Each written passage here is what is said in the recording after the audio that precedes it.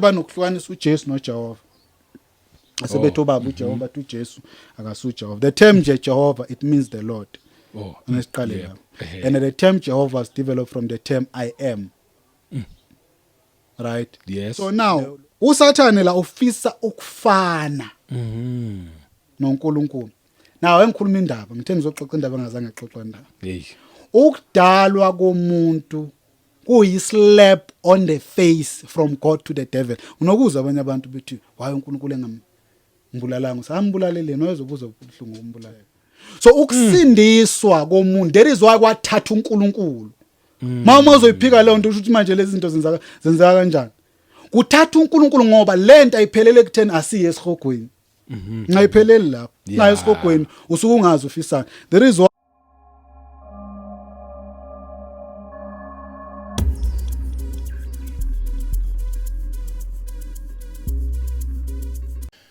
Welcome once again kwiKota 2 Media. Igama lami ngumduduzi wakwaShabangu. Angibingelela abangcwele kwindawo zonke.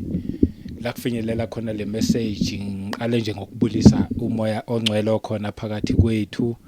Sibonge kungumusa kunguthando lwakhe ubaba uNkulunkulu ukuthi siphinde sihlangane futhi sibonane sisaletha lama message lawa.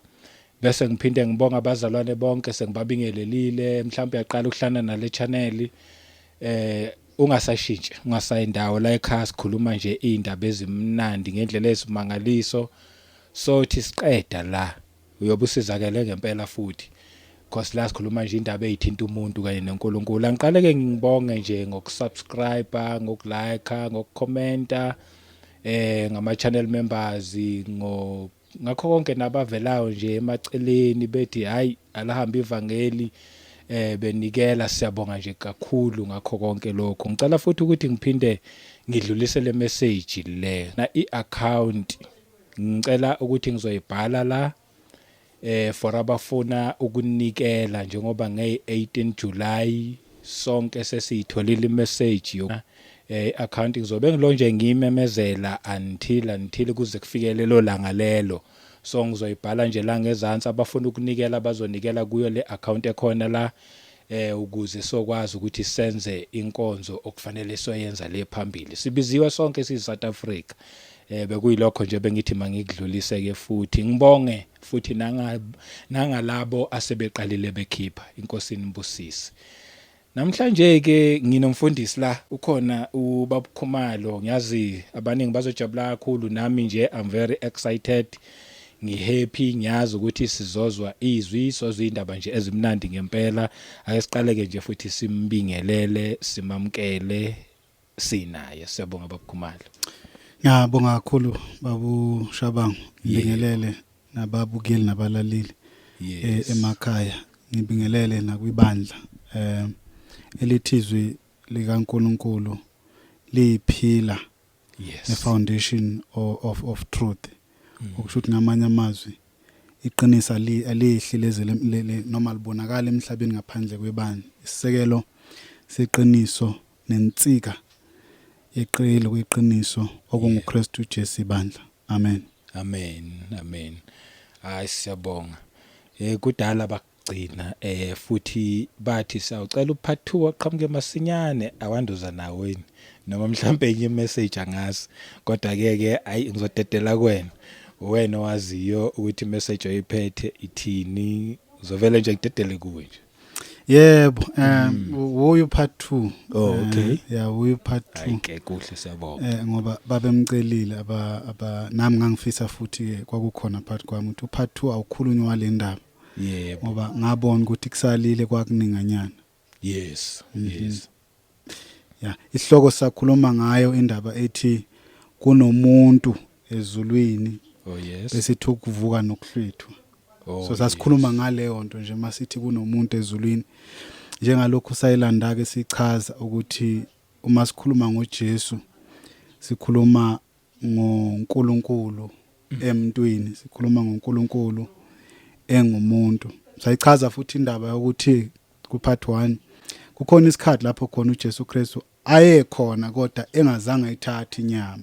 Oh yes. Sasesiveza indaba ukuthi manje masizokhuluma ngoJesu akumele indaba yenyama sishiye emuva ngoba iyesivezela lo muntu noma lobuntu ekufanele ukuthi masimshumayela uJesu buvele. Oh yes. Ya ngoba ila khona abazalwane abaningi abasala khona. Ngoba mangavelanga leyo nto akuyukucaca kuvele kahle ukuthi uma kukhulunywa ngokuvuka nokuhlwithwa yini ehlwithwayo futhi yini evuswayo. Yes. Yilento lethindida ke kubazalwane abaningi baze bathi abanye hayi indaba yokuthi kukhona abantu abasezulwini iBhayibheli ayisupport umuntu mayefa bathi uyalala bese lokulala lokhu bakhuluma sengathi into yesabuthongwana ezifa umphefumulo womuntu mangabe umuntu efa uvela ungene ebuthongweni alale wena wabona umuntu elele kanti lokulala kusho lokho. Yes. Sayibona phela example uJesu Kristu yayiletha lapha ukhuluma ngesigameko sesicebi noLazarus. Yes. Ukuthi mabefa kwenzakalani ngemphefumulo yabo akathi balala. Cha impela. Uthi omunye wathathwa wayiswa endaweni yabafileyo Hades. Omunye wayiswa kwibosom of Abraham. Oh yes. Yeah, abanye bathi mabe interpret abambulelwe kangcono bathi the bosom of Abraham is paradise. Yes. Futhi siyamuza uJesu uma ekhuluma neselelisi esiphambanweni. Yes. Iselelisi sinesicelo esicelayo lesi esamvuma uJesu uthi umsindisi. Yebo. Isicelo saso sithi Nkosi uzube nami eparadise. Yes. uJesu Kristu akashonga ukuthi ngelanga lokuvuka Yebo. ngizoba nawe eparadise. Uthi khona kaloku ngizoba nawe wathi paradise uJesu ngisicela sathi ngicela ube nami embusweni wakho. uJesu Kristu uveza ukuthi ngizoba nawe eparadise uthi iparadise yombuso kaJesu. Akashonga ukuthi ngizoba nawe mhla kuvuswa abafileyo. Yes. Kodwa ukuthi ngizoba nawe khona kaloku. Okusho ukuthi kunendawo ekhona lapho khona imphefumulo yabantu abazana noJesu ethi mangabe befa ithathwe yiswe khona. Yebo. Ene ngokwe information nangokolwazi savezelwe lona kwamanje akushiya ukuthi leyo ndawo iNew City noma umhlaba omusha noma izulu elisha kodwa kuthiwa iparadise. So ikhuluma ngelinye ilanga ngoba lezi ndawo ehlukene ngokuvuzwa ngeBhayibheli ukuthi kune New City kune New Earth kune New lokunjani Jerusalem bese kuba neparadise. Yes. Yeah. There are 4 places. Le AS4 i Lake of Fire. Okuyinto emafanele ivele kahle uma kuzokhulunywa ngokwahlulela kokugcina. Uma kukhulunywa ngokwahlulela kokugcina njengoba abazoni beyihlanganisa le ndaba ethi uma ukuthi bathi abazalwane kunabantu asebesezulwini basho ukuthi ukwahlulela the judgment day has taken place. No, abasho njalo because ukwahlulela the final judgment lokukhunywa ngayo kuRevelation ikhuluma ngalapho khona wonke umuntu ezobe manje seme phambi kaNkuluNkulu esezohlulelela ukuthi uyaya yini kulezi ndawo uNkulunkulu ayebekela abantwana bakhe noma uya kwi lake of fire. I lake of fire ke la kuzofakwa khona even iHades okuyihell the temporal place la abantu behlala khona abahlushwayo njengamanje. Kanjalo nokufa ukufa kusazothathwa nesihogo lesi sibizwa ukuthi Hades ngoba isihogo noma sisho sithi ichibi lomlilo isihogo kodwa enye indawo leya ngoba isihogo sisazofaka endaweni ethize. Yes, qiniso. Yila khona ke I destination kaSathane nengelosi zakhe ikhona. Yo ya. I-final judgment ikiyokwenzeka la khona sekuthathwa zonke lezi zinto seziyofakwa kuleli yachibi lomlilo. Yo. Okuwukufa wesibili. Oh yes. Kodwa manje uma abantu befa kukhona izindawo abaya kuzo. Yes. iHades neparadise. Yebo. Yeah. Hades isihogo nje singabeka kanjalo ngoba ayikho into enhle enzeka khona. Yes. Umbuso wakhona noma une authority khona njengamanje iHades uSathane. Yes. Yana namademoni. Heba operator nje khona kakhulu bane access. One ke angabuza imibuzo ukuthi kanjani Sathane angathina akafaka icibini lomlilo usenawo lamandla okubusa nanokuthi because uma ngabe ungazange umukela uJesu Kristu njengoba umphefumulo wakhe yalahleka. Yes. So uma ulahle kuyakuphya kuleya ndawo. But isocacisa leyo nto ke. Oh yes. Ake siqhubeke nayo kancane eyomuntu. Oh. Right. Ngoba ifanele uvela kukhona abazalwane abasasele endabeni ukuthi uJesu Kristu akasuNkulunkulu. Ene kubalekile kakhulu ukuthi le nto ivele ngoba isisekelo sensindiso thina esikholwa kuJesu. Ngifuna ukuyibeka kanje. Uma uJesu engasiyo uNkulunkulu then akasiyo uKristu. All right. Akakwazi ukuba uKristu engasiyo uNkulunkulu. Anasikhumbuleke njengabazalwane. Into uJesu Kristu abethelelwa yona esiphambanweni. Kwaba ukuthi wathi unguKristu. Na into abethelelwa yona esiphambanweni. Fanele ivele lokubazalwane. Kusho ukuthini ukuthi uJesu unguKristu? Kusho ukuthi unguNkulunkulu enyameni. Because umunye umuntu ngifuna ukusebenzisa igama lethu umuntu for a lack of a better word. uNkulunkulu akasumuntu.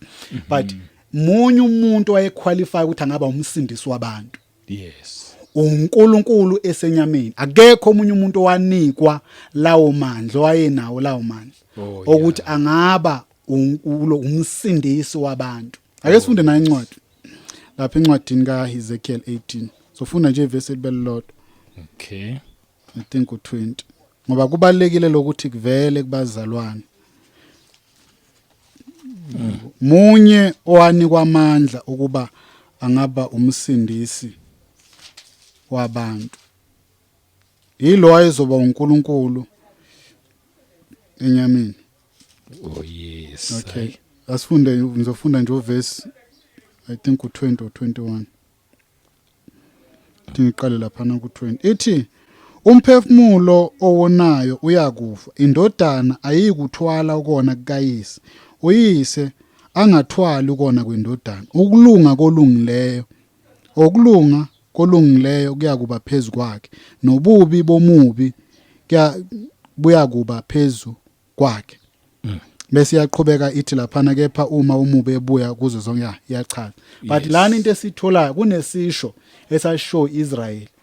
uIsrael wayethi lesi sisho ngokwakhe nasa laphana ko3 uthi uNkulunkulu laphana kulokhunjani uthi kuyini kini ukuba nilinganise ngalesi saga ezweni lakwaIsrael sokuthi oyise badlile izithelo zomvini amazinya abantwana ababushelelezi na babesho lesisho sasisho ukuthi kuzokona oyise bese izono wele ebantwaneni uthi uNkulunkulu ayikho lona ngeke umuntu othwala isono somunye umuntu ngifuna sandalana amagama athi akekho umuntu oyothwala isono somunye umuntu.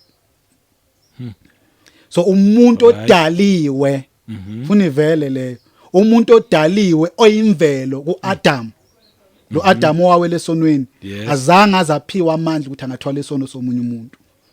uNkulunkulu uyayiphika leyo nto la umprofeti lo khuluma la uthi akekho umuntu lana khuluma ngabantwana begazike khuluma ngoyise nendodana immediate families.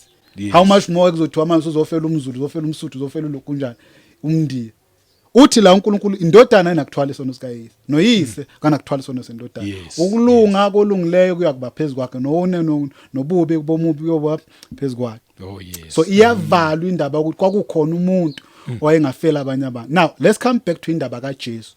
Uma uJesu ayengasiye uNkulunkulu then akasiye uKristu ngoba umuntu nje per se eze umuntu akaphiwanga amandla ukuthi angafela izono zabanye abantu. Then leni sisibuyise yamkhipha ke mase yamdisqualify uJesu uma engasiyo uNkulunkulu. Yebona indaba ngoba owezofela izono zabantu yiloko akufanele ukuthi noma umuntu kodwa abe nobuNkulunkulu kuye. Uma engenabo uNkulunkulu is disqualified. Futhi enye into uJesu ayengasingelo sake sifunde nalelinye verse nje ukusupporta lencwa lento engishoyo ukuthi lapha na incwadi namahubo mahubo 68 lefundo verse 19. Ngoba kubalekile ukuthi abazalwane lento bayazi uJesu Kristu unguNkulunkulu ngqo not half God. Sinayo uNkulunkulu ohalf sina uNkulunkulu munye futhi asinabo uNkulunkulu abathathu sina uNkulunkulu munye oyise oyindodana owumoya engcwele. Kubalekile ukuthi kuvela ukuthi khona lento yobuqu bukaNkulunkulu ekuthiwa inguyise. Ikhona ubuqu bukaNkulunkulu obuthiwa indodana. Bukhona ubuqu bukaNkulunkulu obubizwa ngokuthi umoya engcwele. As much as sinayo uJesu kithi kodwa asinayo uJesu in a form of indoda lesezulwini. Sino Jesu ngumoya engcwele ubuqu lobo. Yes. Yazwa into ngisho. Nguzwa nje kahle nje uyayichaza ideep kodwa yezwa kahle. Kufana noNkulunkulu uyise. Uyu Jesu kodwa mase umbona uzombona uyise. Uma futhi mawubona uyindodana uzobona indodana lekhonayo ukuthi ize kuwena izogaxa. Bese kuba khona uyise othi umbheke ufana nolwandle lo ngabonwa. yabo yeah, lo ongena beginning ongena end lo izwe lithi mali imcha kodwa uye yena lo Jesu uye yena lo uNkulunkulu uye yena lo moya engcwele but unalezi ziqu zakhe operator ngaso yebo lonto lezi senza sithi ke manje sikhulume ngale theme ibizwa kuthiwa iTrinity yes yena lo uNkulunkulu munye nje yeah so ake sifunde nansi incwadi laphana ku 68:19 sofunda no 20 uthi mayibongwe inkosi iyasithwala imihla ngemihla uNkulunkulu uyinsindiso yethu now alithi insindiso izovela ngoNkulunkulu singakusho naloko vela ngoba insindiso vela ngoNkulunkulu kodwa izwa lelizwe lithi uNkulunkulu uyinsindiso yethu so ayikho insindiso ngaphandle kaNkulunkulu uma uJesu engasuye uNkulunkulu then akakwazi ukuba umsindisi ngoba ngeke abe insindiso engasiyo uNkulunkulu nalizwi lithi uNkulunkulu uyinsindiso yethu salvation is of our Lord but ngezwi lithi uyiyo insindiso yethu ake sizwe ke uverse 20 kithina uNkulunkulu nguNkulunkulu wezinkululeko ukukhipha ekufeni kungokuka Jehova inkosi asimeke kancane la kunezinto ama functions anikuyingelosi ezulwini Thu Michael makuthiwa kuqondane nempi kuyaziwa kubhekana nama kuthiwa uqondane nokuhambisa imlayezo Gabriel nezinye kanjalo khona ingelosi ebhalayo khona ingelosi erecordayo lezo ngelosi lezo ezibekiwe zinama archangels akhona khona ingelosi ze deliverance mawugula zikhona zisezulwini right zenza lo msebenzi ingelosi zokuprofeta ngiyenza nje example ngama department ngekwezisebenzi zikamoya zikaNkulunkulu yes but then makuze khipheni ekufeni that's the function that God has never delegated asiphinde sifunde lencwadi lithi ukukhipha ekufeni kungokuka Jehova inkosi akekho onamandla okukhipha ekufeni ngaphandle kaJehova inkosi so uma lithizwe likaNkulunkulu okholwa uJesu uyaphuma ekufeni angene ekuphileni akakwazi uJesu ukuba nalawo mandla engasiyo uJehova inkosi ngoba ukukhipha ekufeni kungokuka Jehova inkosi uma uJesu Kristu engasiyo uNkulunkulu uJesu engasiyo uNkulunkulu akakwazi ukuba uKristu ngoba ifunction yokukhipha ekufeni nokusindisa akakazi uNkulunkulu ayidelegate akakazi ayinika amakhosi ayinika lokhunjani David akakaze futhi ayinika noMoses azange akhipha abantwana baIsrael ekufeni wabakhipha eGibhithe ebuqileni kodwa ukukhipha ke manje ekufeni ukuyalapha endaweni yabafile uyolanda abantu endaweni ngoba thina sakhishwa endaweni yabafile esihogweni ila uJesu Kristu angena khona thatha ihluthulelo zokufa neHades asilanda khona ngoba sonke sivele bumnyameni okuwukufa salandwa uJehova inkosi uqobo lwayo waphuma nathi wavuka nathi waya nathi ezulwini la lithizwe likaNkulunkulu thina sesinayeke manje sihleli ngasokunene kanye nani ukuphila kwethu kufihliwe ngoKristu kuNkulunkulu salandwa ekufeni silandwa ubani ukukhipha ekufeni kungokuka Jehova inkosi uma uJesu engasiye uNkulunkulu akasiye uKristu yes angithi ukuyimbathisa ke ngale abanye banokuhlukanisa uJesu noJehova asebethi ubaba uJehova bathi uJesu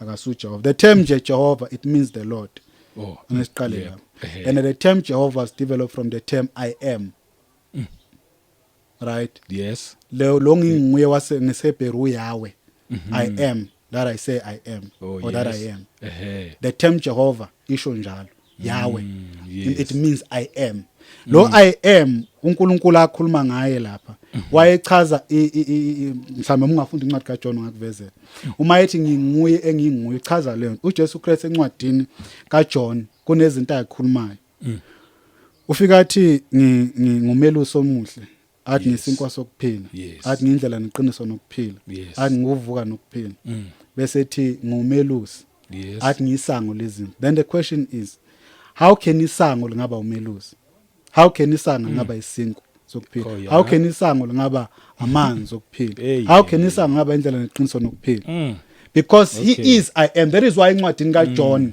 ila khona uJesu Kristu before Abraham I am he is revealing the true nature of his divinity uma ethi before Abraham I am he's saying before Abraham I am Jehovah I am the Lord so that which I say I am loke ngithi ngiyiko that is why ethi ngisinkwa sokuphila Yeah. ngamanzi okuphila Yebo. ngindlela neqiniso nokuphila how can indlela ingaba iqiniso how can indlela ingaba ukuphila how can yabo zonke lezi zinto zitholakala uthi zonke lezi zinto ezenza umuntu abuyisane noNkulunkulu noma eziyindlela yomuntu kuNkulunkulu uthi ngiyizo mina akutholakali lutho yomuntu kuNkulunkulu ngaphandle kwami yilento uNkulunkulu ayitshela uMoses lapho uthi I am Moses that I say I am not that I am Yo. so lokathi uJesu Kristu uyiko Yes. uma kungenjalo akakwazi ukuyinika izinto ezingaka beyize engasizo akakwazi Yo. so uyayibona ke le title I am ukuthi iyavela yeah so ila kuvela khona ukuthi uJesu lo uwuyu uJehova Oh yebo.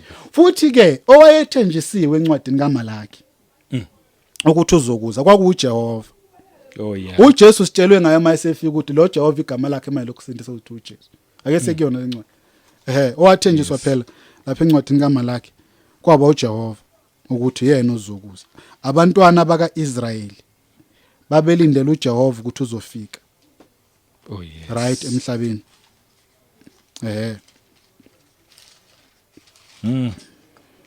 naye lapha ku3 ithi isithunywa sika Jehova Yes. yayibona indaba Yes. ithi bhekani ngiyathuma isithunywa sami siyakulungisa indlela phambi kwami inkosi eniyifunayo iyakufika ngokuzuma ethempelini layo nesithunywa sesivumelwane enithokoza ngaso bheka siyeza usho Jehova siye lapha ku4 Yes. u4 ukhuluma futhi uthi usuku likaJehova lapha ngaphezulu bese sifunda uverse 5 ithi lapha inesihloko ukuthi ukubuya komprofeti uEliya esethi bhekani ngiyakuthuma kini uEliya umprofeti lungakafika usuku likaJehova olukhulu nolwesabekayo uyakuphendulela ezinhliziyo zawoyise kubantwana ezinhliziyo zabantwana koyise ufuna nifike nginishaye ngani ngesiqalekiso now the question is ubani okwathiwa uma esefikile emhlabeni ungeEliya wakhomba abantu uJesu wakhomba uJohn uMbhaphatisi asambe sekuyona lapha ku-Matthew 11 ukuthi uJesu ukhombe bani as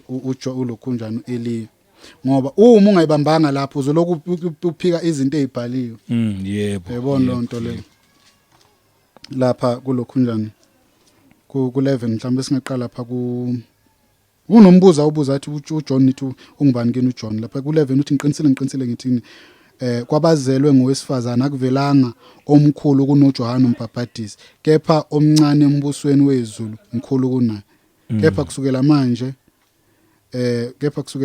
emhleni kaJohn uMbhaphatisi kuze kube manje umbuso wezulu uyafuzula nabawufuzulayo banjani bawuphanga u13 besethi ngokuba abaprofeti bonke nomthetho baprofeta kwaze kwafika uJohn khona into evelwa evezayo la eyisecret enkulu kabi ngoba iprofeto zonke nelokhunjane nomthetho olinda uJesu so uthi konke lo wakumele ubani uJohn asizu 14 ke uthi uma nivuma ukwamukela lo nguyena unguEliya obeza kufika so uJesu Kristu ukhuluma ngoEliya ekukhulunywa ngayo kuMalaki uthi uye lo ubani obekuthuka uzofika before ukufika kaJehova uEliya uJohn ufika before ukufika kabani kaJesu so uJesu ubani by ipso fact uJesu uJehova because uJohn wafakaza ngobani uJohn wafakaza ngoJesu uJesu futhi ngubani uJehova there is why uJesu Kristu mabembuza abaFarisi bethi ufakaza ushumayela ngaliphi igunya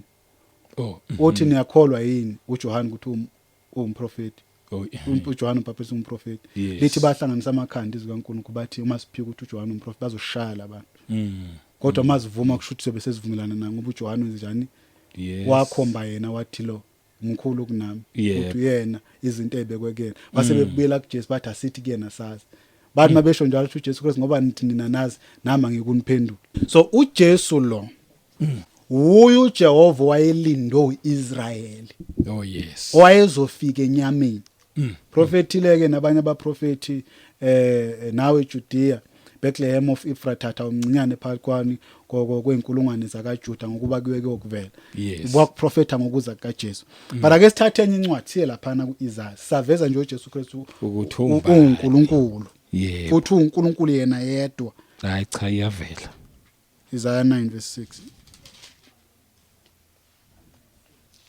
sinabo uNkulunkulu ababili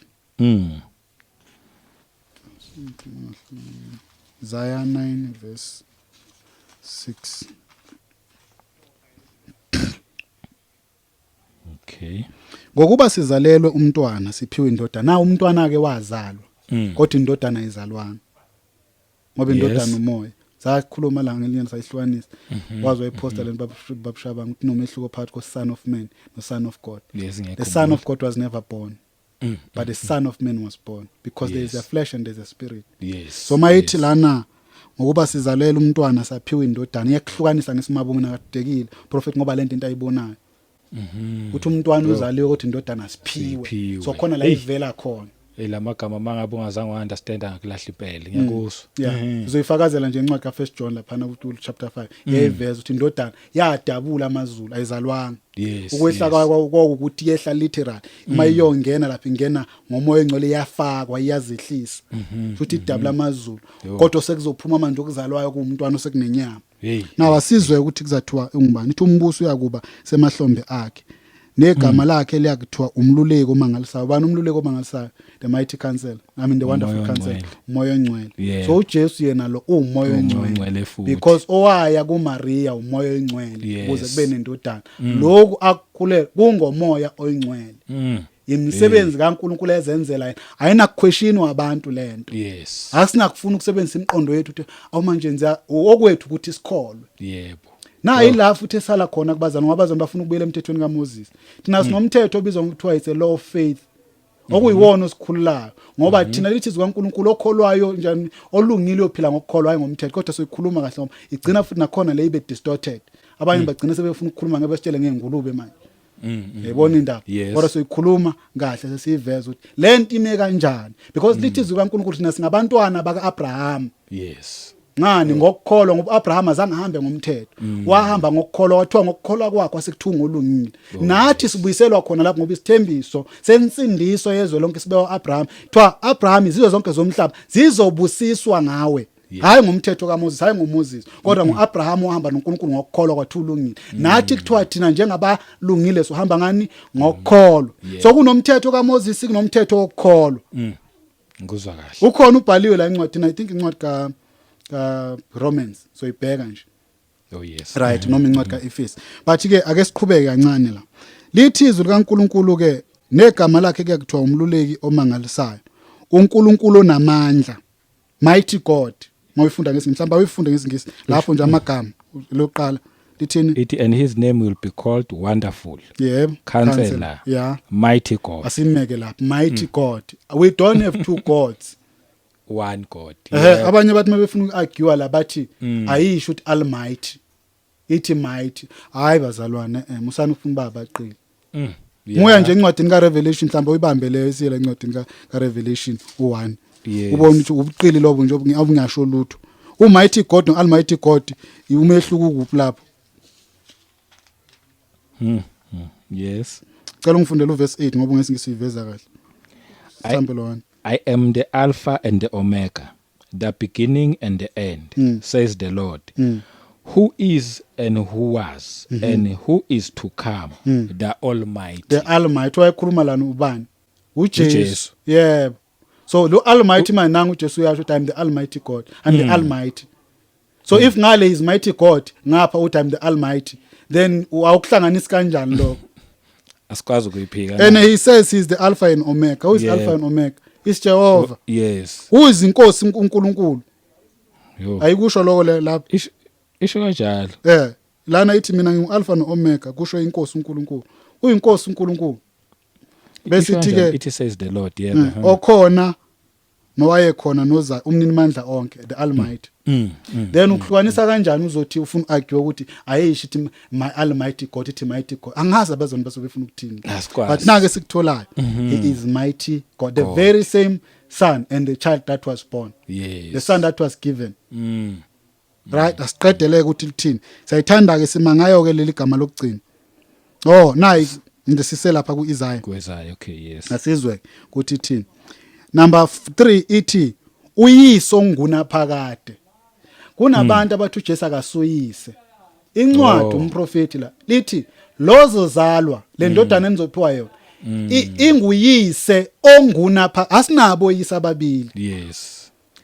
Unguyise ongunaphakade. There is one ufundi incwadi kaJohn oqala lapha ku 12 no 13 lithi Yes. bonke abamemukela bakholwe egameni lika Jesu yena wabapha amandla okuba babe ngabantwana bakaNkulunkulu bese bengasazalwanga ngagazi nentando yendoda nenyama kodwa bezalwa nguye uNkulunkulu so ubani obazalayo uJesu uyo uyise wabo ngunaphakade ngoba uJesu useyazala ngalembewu esachaza ngayo ukuthi lo mzimba uyimbewu zazochaza futhi esikhathi mazivuma namhlanje lo mzimba uze njengembewu yayithenjiswe kubani indaba iqala kuGenesis mebeqala umuntu ewa isiqalekiso siphuma nesibusiso sani sensindiso lithi makulethwa ijudgment kwinyoka unamazwi uNkulunkulu awakhulumayo ukuthi inzalo uthi ubekubutha phakathi kwenyoka nowesifazane hayi phakathi kwendoda yes yebo uthi ubekubutha phakathi kwenyoka nowesifazane kwase kwabeka ubutha phakathi kwenzalo yababili azange abeke ubutha uNkulunkulu phakathi kwenyoka nendoda indoda ingena ngenxa yomngayi ebutheni ngoba indoda kufanele umlwele umngayi kodwa ubutha busethwe phakathi kwesifazane nani nenyoka kwase kusethwa phakathi kwenzalo yazo lezi zinto zembili okuyenye into esivezela ukuthi nenyoka uSathane uyazala ngeke phela ikhuluma uNkulunkulu into engekho mengekho akayikhulumi futhi mangabe uNkulunkulu eyikhulumile into ingekho iba khona owasekuyona uzoyibona kahle singathi noSathane uyazala unembewu futhi uzala ngalizwi asiye kuyona uGenesis abazali bangathi sikhandile soqedela le yebo lapha ku 14 chapter 3 verse 14 ngo 3 njalo Jehova uNkulunkulu wathi enyokeni njengokuba usukwenzile lokhu uqale kusiwe phakathi kwezilwane zonke naphakathi kwazo zonke izilwane zasendle uzawuhamba ngesisu sakho udle uthuli izinsuku zonke zokuhamba kwakho 15 bese ethi ngiza kubeka ubutha phakathi kwakho nowesifazane anginizwile ngitheni nje babe kwaphakathi kwesifazane nenyoka hayi nendoda cha impela nayo iyasha phakathi kwakho nani nowesifazane phakathi kwenzalo yakho nenzalo yakhe akakhulunywa ngendoda la kukhulunywa ngenzalo yendoda nenzalo yani yenyoka kusho ukuthi inyoka iyazala nayi phela sifundeke la ngithema ngisho lento le kwangathi into entsha kanti khona ithi naphakathi kwenzalo yakho nyoka nenzalo yakhe owesifazane bese yizwa kithi yona iyokuchoboza ikhanda lakho ukuthi inzalo yowesifazane iyochoboza ikhanda lenyoka hayi madoda hayi ukuthi inzalo yowesifazane iyochoboza ikhanda lenzalo yowesifazane inzalo yowesifazane yona iyochoboza ikhanda lenyoka yes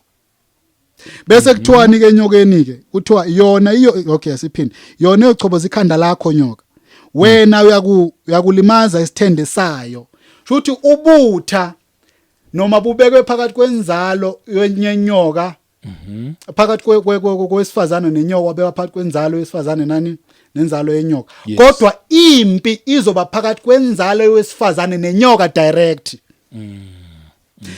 inzalo yesifazane iyochoboza ikhanda lenyoka lezalayo naye neyayinzalo bese kuthi inyoka yona iyolandela inzalo yowesifazane that is why uJesu Christ a seed of the woman eyinzalo yesifazane uze ukuzochoboza ikhanda lenyoka yini ke inyoka imsebenzane ebusa ngayo sizobuyela lapha kulo kuyibambe asiye lapha ku 1 John okay sizobona umsebenzi kaJesu Christ wayezokwenza 1 John chapter 3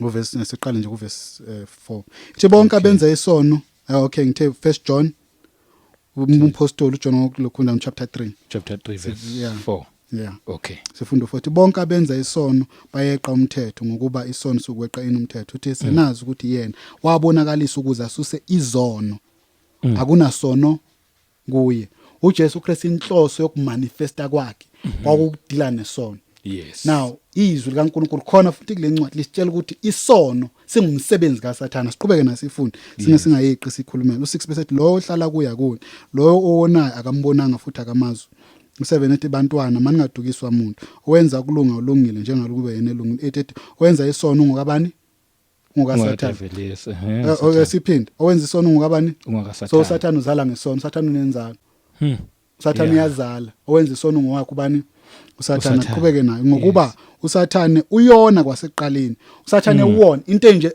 isono kuze bekhona osipracticeayo hayi sasingekho mina abazali ngiyazi ngibangizwe mangikhuluma manje hayi ukuthi isono sasingekho sasikhona kodwa waqala ukusipractice waqala ukusenza owaqala ukuthi asithathe sibe umaster wakhe yes adle akuthi angathini adle kuso yebo ungayibeka na kanjalo kwaba usathana sasikhona sona yes ngoba ayikho into engavelanga uNkulunkulu even isona yes incwadi ka Isayisho lokho this why badida kabazali bethi uNkulunkulu konke kuvela kimi athi calamity athi evil and good comes from me aba understand bacathi uNkulunkulu wenza ukona noma wasenza akasenzanga so iveza lonto uthisha ukuthini ngoba it's very deep message lapha ke bese thi ke ithi u8 ithi owenza isono ngwabani ngasathana ngokuba usathana uyona kuphi kwaseqala ithi indodana kaNkulunkulu yabonakaliswa nga lokho ukuze enze njani ichithe umsebenzi kabani kasathana inzalo wesifazane ochoboza ini ikhanda lenyoka bani yini isono awucela ufunde ngesingisi ufunde nje verse 8 He who sinned is of the devil, for the devil has sinned from the beginning. For this purpose the Son of God was manifested, that he might destroy the works of the devil. Inzalo wesifazane ochoboza ini ikhanda la which is the work of the devil. uSathane usebenza ikhanda lakhe yini isono. Yes. Yeah, ikhanda likaSathane isono. Right. Yeah.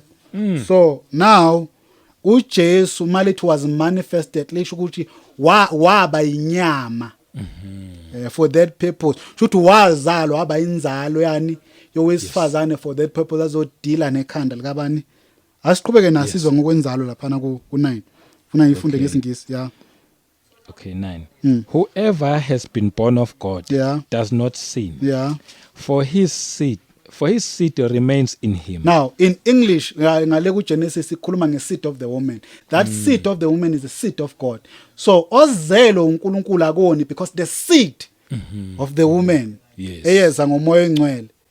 Right, it remains in him and that seed is the seed of God because uzalwa uNkulunkulu uzalwa uJesu. There is why lithi bonke abamemukela uJesu wabapha amandla. Yebo. Bese libazalwa uNkulunkulu kodwa sibazalwa uJesu uma engasuye uJesu uNkulunkulu then uhlangana kanjani indaba yakho uhlanganiswa kanjani noNkulunkulu ekubeni ukuzala kwakhe kulidele ekutheni kuzala uNkulunkulu ngiyakuzwa eyizwe indaba yes so now lento isitshela leyo nto ngiyibona bese bengifuna nje ukuvela sibuyele kuIsaiah okay ayavela so now ithi laphana uye lo ndodana ezoba uyise futhi onjani ongunaphakade sesivezile ukuthi uzala kanjani he is the seed yes kuyena kuvela impilo kunjani njengembewu kuvela ini ama fruits lawa azalwayo uma uthatha imbewu uthatha iqaba unganyana uyifaka emgodini yona ibisiphihlika emva kokufa njengalokho uJesu kwafana ukuthi afa engafanga kwangeke kwenzeke le process yani ukuthi kwakufana angene emgodini okuyini kumhlabathi experience lobo bumnyama bese kule process yalobo bumnyama after 3 days ekufeni kwakhe bese kuba khathi uthi uyaqhuma siqhuma ngani ke masiqhuma ngomoya engcwele le it's a newness of life lokubuya kamoya engcwele emva kokufa ezohlala kuyona that is a newness of life la khona thina ke manje singena khona sesisindiswa ngoba ubane kuthiwa akavuka ngabe sesezonweni zethu so ibheka futhi nalo ncwadi 1 Corinthians chapter 15 isho njalo ukuthi uJesu engavukanga then sesezonweni zethu ngoba ngokuvuka kukaJesu ila sithola khona insindiso ngoba sesinokuphila okusha kuNkulunkulu ngokuvuka kwakhe hayi ngokufa nje kuphela okumele ukuthi avuke kuze nokukholwa kwethu kuzoba nethemba kuNkulunkulu ngaye ngoba engavuka ngakunako phela sasokholwa kanjani sasoba nethemba kanjani ngoba wayeyokufa uJesu besithi kuphelile njengalokho ababekhala sisasinethemba besho njalo lamadoda eEmmaus ase bese sithembile uthi madoda sinikhuluma ndabazini bathi awu wena ungwakuphi bese sithembile ngalo bekuthiwa uJesu ungKristu kodwa amaJuda noma abapriest nama elder bambulele uJesu Kristu uzuwula anifundanga yena umbhalweni ngokuhlupha kaKristu so na ukuvuka kwakhe kwasinika ke manje this newness of life kwasinika kwasekuletha this new form of man oyokholwa uma umuntu okuKristu akasenjani useyisidalo esisho bheka okudala ngidlulile nakuvela okusho now lapha ithi ke manje siyinike unguyise ongunaphakade bese ithi inkosi yokuthula siyayithanda ke lesibamba le term kuphela emaskolweni ukuthi sithi is a prince of peace ungayifunda nje ngelokhu kunjani lapha isho kanjalo ufunde nje lapha everlasting father Prince of Peace. He's the Prince of Peace. Why don't we say he's a mighty God? Why don't we say he is the everlasting Father? But we take this one title and say, my Jesus is a Prince of Peace. Why is he not the everlasting Father? Because the Prince of Peace pelikamgala. Why is he not a mighty God?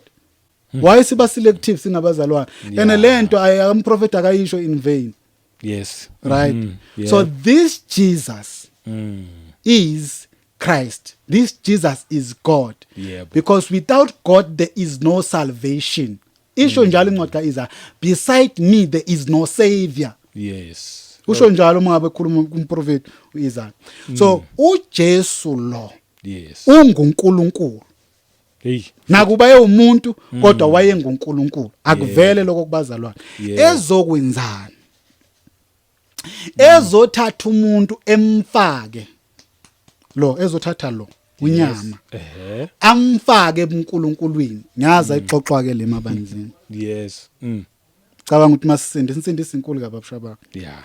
Ngizoyiveza kodwa namhlanje uNkulunkulu mayezongisiza. Insindisi inkulu kabi. Insindisi akusuke enkonzweni siyosonta. Haleluya uyingcwele umkhulu ngoba ukudalwa komuntu kuyenye into kuNkulunkulu. Uma uNkulunkulu esedale zonke izinto lithi wazenza ex nihilo. It's a Latin term issued out of nothing. Meaning he created them from his own creativity. Inkomo mayizoyenza uNkulunkulu wayenza from his own creativity. I understand ukuthi hayi inkomo ngayenza ibe nenyazo, inyoka ngayenza ibe nje, imbuzi kanjalo nako konke. But mayizokwenza umuntu akazange amenze umuntu out of nothing. He looked at something and that something was himself. Azange abheke ilwana eseyikhulethini neseyicreatile nengelo sezinamandla ezulwini. He looked at himself and he said, I want something that look exactly as myself. Not only look exactly as myself, but has my likeness, and that's a different term now. My likeness ikhuluma ngenye into. Yeah, likeness ukhuluma ngoba ithi out of my image and likeness. Mhlamba ke sekuyona ngoba iyo lento ledida abantu abaningi. Kunezinto ezimbili ementionala lapha kuGenesis 1:26. Ngicela ngifunde ngesingisi ngoba ngezulu ingazi lokho isithatha kuhle. U26 Yeah. uthi then God said, let us make man in our image. Image. Yes, yeah. According to our likeness. And what? Yeah. Let them have dominion over the fish of the sea, over the birds of the air, and over the cattle, over all the earth, and over every creeping thing. Okay, there are two creeps things on that's the been earth. shown. Like it's the image and likeness. Yes. Those are two things. The likeness and the image are two things. The image is form. Right. Yeah. Umumo. All likeness, it speaks to character and authority. Oh, yeah. Yeah. So now ayangixoxa nansi indaba engakazi xoxwe ndawo. Mhlawumbe izoba yintsha la. Yo, awuxoxa. I-likeness kayobuNkulunkulu umuntu waphiwa, it was a gift. Azange akayiclaim. Yes. The image of godliness or of godness or of Godhead. Umuntu waphiwa. uNkulunkulu mayezomenza umuntu uyamnika lento. Endalweni yonke yayikhona. Ayikho asikho isidalo uNkulunkulu akasinika le image ngaphandle komuntu. Futhi asikho isidalo uNkulunkulu akasinika i-likeness. Othi sifunde ngesiZulu. Yeah, uthi likeness yini. uNkulunkulu wathi masenze umuntu ngomfanekiso wethu. Basifuze. Ufuzo. Asikho isidalo esasa ingelozi zikhona zona zikazinika ufuzo likaNkulunkulu. Yo. Ingelozi zikhona zona zikaze nikwe ngisho ngokumbhalo. Yes. Angene limited lokubhalisa. Yeah, ngifuna abazali bakuqualify lo mangathi bese sifika ngale bese kuthiwa awunazi nje ezinye ida sikhuluma ngalo sixoxelwe kona thina la. Yes. Right. Yeah. I-image okuyini isitilo kumfanekiso uyaphiwa umuntu akawusebenzeli. Udalwa ngawo. Ufuzo umuntu uyaphiwa. Now ake silalele something ukuthi uSathane yena yini le yamenza ukuthi uSathane awe. Oh. Right. Asiye lapha encwadini ka bani Hezekiah Isaiah 14. Oh, verse 12 for fall of Lucifer. Yeah. Angiqale ku12. Yeah. How you are fallen from heaven, O Lucifer, son of the morning. How you are cut down to the ground, you who weakened the nations. Anganoma yona. Yeah. Right. Lapha ku 14 yeah. Oh, okay. Ngibonile. Oh, 13. Yeah. For you have said in your heart, I will ascend into heaven. I will exalt my throne above the stars of God. I will also sit on the mount of the congregation, on the farthest sides of the north. Yeah. 14. I will ascend above the heights of the clouds. I will be like the Most High. Okay. Ukhontheme utholala ngibona ukuthi uyaphosa.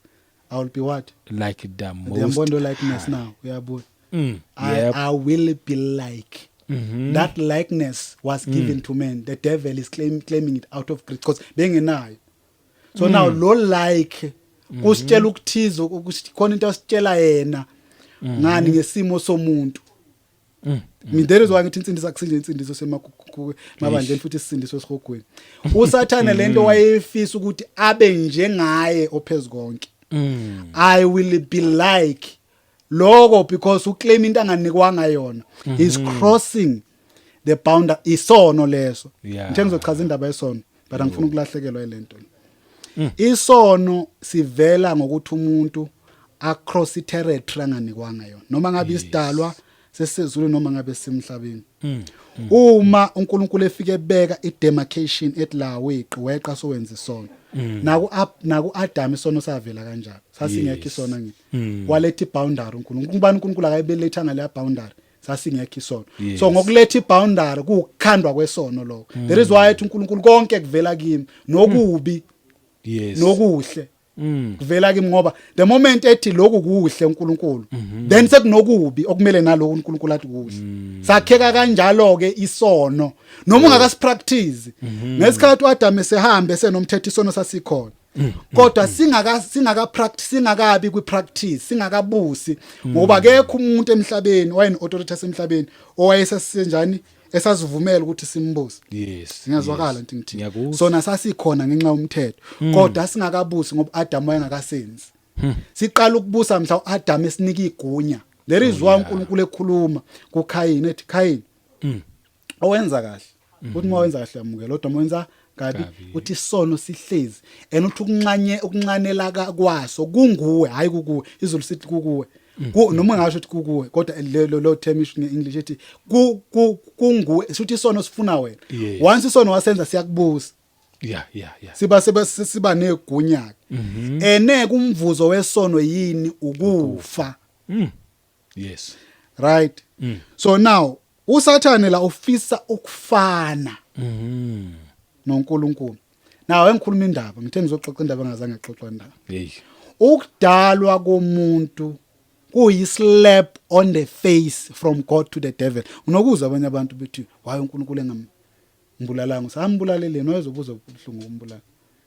Okay. Ngoba usathi uNkulunkulu wafuthi wamshaya wamqeda ngokudala umuntu. Ukudalwa komuntu kukwahlulelwa kukaSathane. Uma ukubheka kahle investigator kahle. Ngoba uNkulunkulu wadala umuntu. Uthe mayisemdalela wathi ngimnika this likeness that you were desiring. Uzohlala la esihlalweni sami sokubusa. Nayo ke leyo ndaba ezoxaka abaningi namhlanje. Umuntu udalela ukuthi ayohlala kuleya seat of throne kaNkulunkulu ezisidalwa.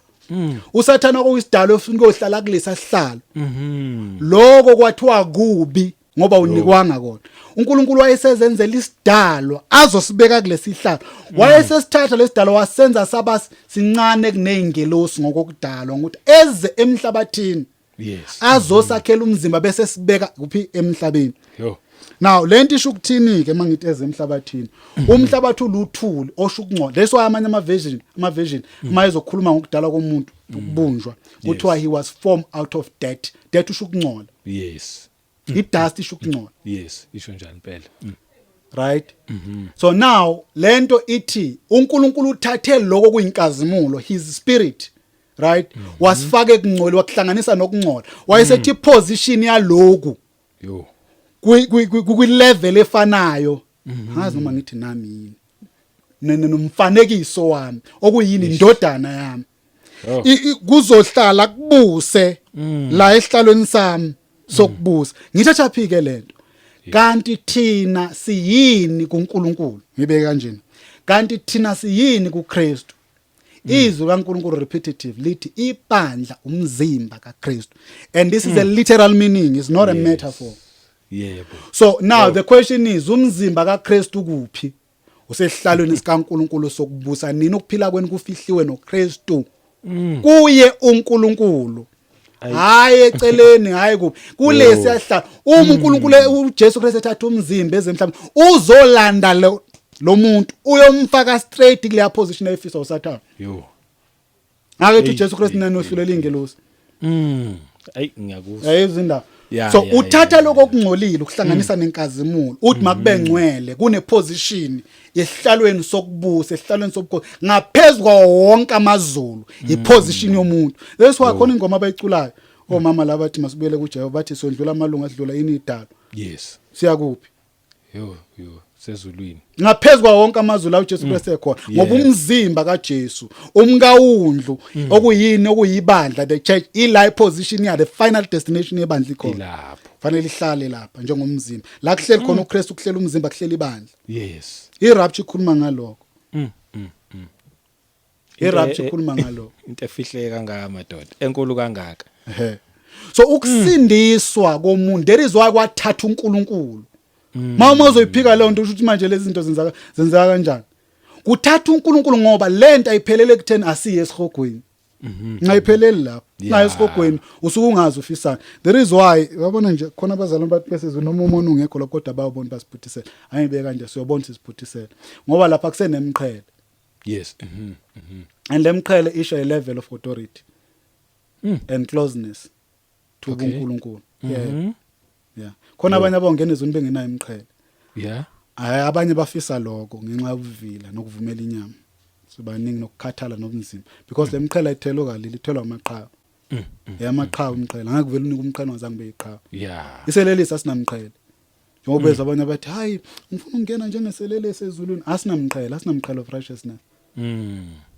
sine salvation nje engazi noma ibhande noma yini ngoba samvuma uJesu elikuphi sanika ukulunga sajustify safa nabantu abafele ebhedlela bemukela uJesu namhlanje bese abanamqhele kodwa wena unika ithuba lokuphila uthi uphila ubungcwele nomqhele ngoba uzinika ithuba lokuthi usebenze yakhe inside salvation and lokho uyisebenza kukunika inike manje i-righteousness kuza nomqhele holiness zonke lezo zinto wena uhlalile emhlabeni waphambana nabo bonke umzima walizimpi zenyama waziwanqoba but laba abafele ebhedlela ngoba abantu befuna ukuyikhwabanisa nje leyo nto uthi ayisindiso yo wonke umuntu khona abafele ebhedlela namhlanje bamukela uJesu abanamqhele la yebo bona basezulwini yebo bakhona uthi abanayo so abafani nalabo abanamqhele so insindiso ayikhulumi nje sisindiso esihogweni nje kuphela ngibalekele ichibi lomlilo inkulu ngoba uNkulunkulu uzolanda umuntu angithi yebo ngifuna ukuthi angithi ke ubumnandi ke bensindiso lobo obuqoqayo nayo ke yibona bumnandi bakhona phela ukwazi authority yakho ukuthi ungubani wena imnandi leyo nto yilento elahlekela abazalwane namhlanje ke yabo mbe bekhuluma insindiso sikhuluma that's why silwa kangaka silwa ngoba si understand la ukuthi kwenziweni that's why sikhombana ngengulube esikhombana ngani nangani because isilahlekela and uSathane yenze ngesimabomu lento le kuthi and umpostoli Paul uyayiqoma uthi eyilalela incwa umpostoli Paul uxoxa le ndaba uthi hayi musana ukunaka lezi zinto zazimiselwe lento enkulu eseninikwe yona uthi umzimba uKristu uthi uqobo lento okuyiyona kumele siyibambe siyazi sihambe sigxilile kuye ilese sinikwe yona ngoba lezi zinto zaziyisithunzi simisele lento eyiyona yona uma nikulento seninako konke manje uNkulunkulu abenibekele kona asiyizwa singabazalwane sifuna ukuyimisela kwethu kulunga simisele zethu indlela sithi mowenza kanje angithi abazalwane bangahambi ngobungcwele nokulunga bangangizwa ngoba uKristu Jesu phela sekulungile automatically kufanele kube njalo futhi ke lapho uzoba nobungcwele bulidela kuphileni okunaphakade yes right so but lento ayitholakala ngaphandle kaKristu nalo ifuna ukuchaza uma ngithi ayitholakala ngaphandle kaKristu lento ayitholakala ngaphandle komzimba lo uNkulunkulu azenzela wona thema sewenzile lo mzimba lo wenza umsebenzi ukona wawuhlupha noma wahlushwa lo mzimba masuhloshiwe lo mzimba lo wadatshulwa masudatshulwe lo mzimba watshalwa masutshalwe lo mzimba wavuswa ekuvusweni kwawo lo mzimba wathathwa abekwa lapha lo mzimba osebenza insindisi akwenzeki lutho olomuntu ngaphandle kwalo mzimba yes lathi uJesu Kristu mekhumathi mina ngiyindlela neqiniso nokuphila athi akakho ozoya kubaba ngaphandle ngoba bese lithi zikwaNkulunkulu nina ninokungena ngaye nobabili ngamoya munye kubani kuyise yena lo mzimba right ngoba lo mzimba unomsebenzi lo mzimba uyithi futhi hey lo mzimba lo ngoba umzimba uNkulunkulu ayo wayombethe aba yiwo enyameni ngingathi mlalo ngithi wayombethe uNkulunkulu waba yiyo lento lenyama sho njalo ngakaJohn and the word became flesh kuze kwenzakaleni ukuze thina sibe yini so that we will become the word thina so that we will become the word nencwadi engifundayo la uzongixolela mfundisi wami fanele ngiadvertise kabamntuli ethi the affirmations okay ikhuluma lento right mayebuka nje bamntuli lento le ngiyabonga kakhulu ngitholile lo Christ became the word became the flesh so that the flesh can become the word because it is the flesh of Jesus Christ that was taken to heaven that was transformed that was glorified ake sifunde nansi incwadi saveza nje isikhathi sekhona yasekhona ayisifunde nansi incwadi naye lento ethi abazalwane uJesu mangabe uNkulunkulu then mangabe why athi ngakuthinti weMaria angikayi kubaba ake sekuyona lapha kuJohn John 20 from verse 11 mangaphosisa lapha ku verse 17 awucela uyifunde nje verse 17 uthi ihloka sikho lapha ngaphezulu ka20 Mary Magdalene sees the risen Lord okay lapha ke yami ngesiZulu kungaphezulu ku20 uthi ukuvuka kukaJesu bese ngaphezulu ka11 ukuthi ukuzibonakalisa kukaJesu asiye ku17 okay Jesus said to her, "Do not cling to me, for I have not yet ascended to my Father, but go to my brethren and say to them, I am ascending to my Father and your Father, and to my God and your God." Yes. Yezwa ke manje uJesu uNkulunkulu waye manje akhuluma kanje la. Who has risen? Yes. Who has risen? uJesu wavuka. But what part of Jesus has risen? Umzimba. Yes. So this body, the flesh, uma evuka ngesikhathi ehlangana noMaria Magdalena, yayingakanyukeli. Kwakunento kufanele ukuthi mayinyukela laphana iyokwenziwa zona. All right. Yeah. Wow. So ithola. Okay. Ngalesikhathi ehlangana uJesu ehlangana noMaria la, wayengakanyuki. Yeah. Ukunyuka kwakhe mayenyuka eya lapha kunezinto azofike athi mengabe fike vela besenziwa zona. All right. Yeah.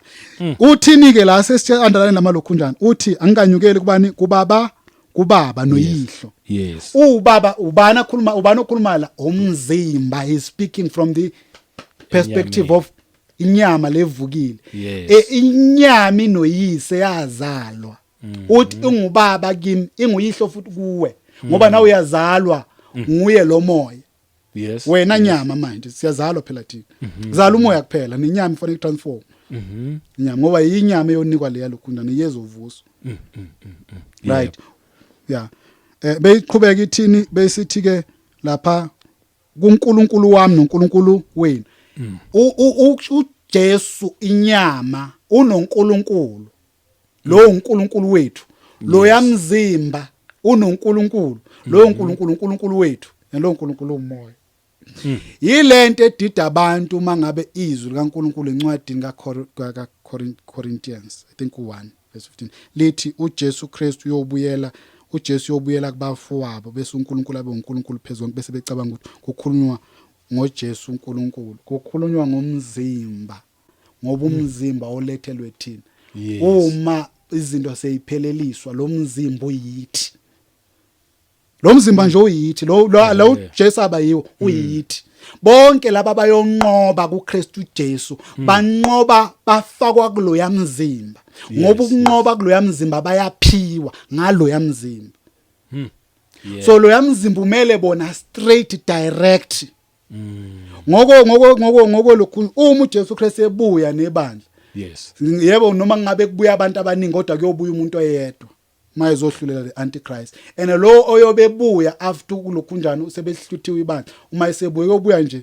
only one person and that person yobe nabangcwele kuyena lo mzimba kuyobe kunabangcwele sebebhekana nani neantichrist yes but kulo mzimba wodwa ubumzimba wodwa kuyobe kunabangcwele abayilo mzimba hey This is a mystery ke. yeah impela Ukhulunywa uNkulunkulu ke mangabe sesibonisa. Ibandla umzimba kaJesu. It's not a metaphor. yes It's a literal direct statement. Ibandla umzimba. Muphi lo mzimba? Lo uNkulunkulu awukhipha wawunika abantu. Hayi sizenzela wona. Lethu kwimzimba masikholi yathatha ifake kuloya mzimba. wow There is why uma ufuna ibandla ulifuna ngokwama church, local church, Yes, abanamagama nabangenamagama. Ulifuna kumoya ngokugcina izwi, Yes. ngoko obedience. Yani yezwi. oh So ungakhandela ke sona ukuthi ungabwenza igama kusho ukuthi wenza isono kwakho lokalikhizwe lisho njalo. Oh, Kodwa yes. mawufuna ibandla, ufuna ulifune ngizwi.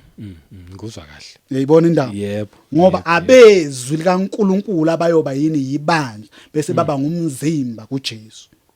nguzwa kahle Uyayizwa indaba? So now ake sitholeke ngingaze ngichaze kakhulu izinto eziningi bese yalahleka. Ngoba kuningi engakuchaza ngalento. Ubani part 3 befuna bengamfaka. Yinde kakhulu indaba ngoba iphethe babushabanga lephethe ingqithi ensindiso amakhulu ngensindiso. Insindiso yonke. hayi shothi Patrice azoba khona So asiye lapha encwadini ka Daniel. okay Ka Daniel 7. Sizwe le ndaba engixoxa ayixoxwanga yini. Ngoba angathi umzalwane ekhaya mayihlile esethi we ayilaba sebeshumayelela iheresi ke la. Sebuyalakhanda ngibafuna ukuzwakala kancane. Bazalwane asifune edumo. yes Sifune kwaziwa. Lesixoxayo thina ingalendlela uNkulunkulu ayiveze ngakhona akuna ngiyathanda ukuyiveza le babushabanga ngoba kunabanye abantu ukhona oshilo nje umkwela wangiphatha kabi athi lento ixoxayo ixoxwe yenye inceka ngizoyibiza lo nceka. Bazalwane lo mina exoxa ngaxoxelwa mina. Angibonanga umprofeti angibonanga kwenye inceko. Angikopeli. La ngaxoxelwa uNkulunkulu. Asambe ke sekulencwadi le. Lapha uDaniel 7. yebo 11 kodwa oyivezayo. okay Yeah, sofunda nje 11 no12 no13 bese siyajumpa. okay ngifundela Cela uyifunde ngesingisi. 11 ithi I watched then because of the sound of the pompous words which the horn was speaking. Okay, no, siyayeqa babulukhuni. Funda 9 noma ngamjumpa u10. Funda 9. Okay. I watched till thrones were put in place and the ancient of days was seated. Yeah. His garment was white as snow and the hair of his head was like pure wool. His throne was a fiery flame. Its wheels a burning fire. Okay, asijumpe ke. Silapha ku 13 sibajumpa 11 no 12. Yeah. Okay. 13 I was watching in the night visions and behold one like the Son of Man coming with the clouds of heaven. He came to the ancient of days and they brought him near before him. Okay, asimancane.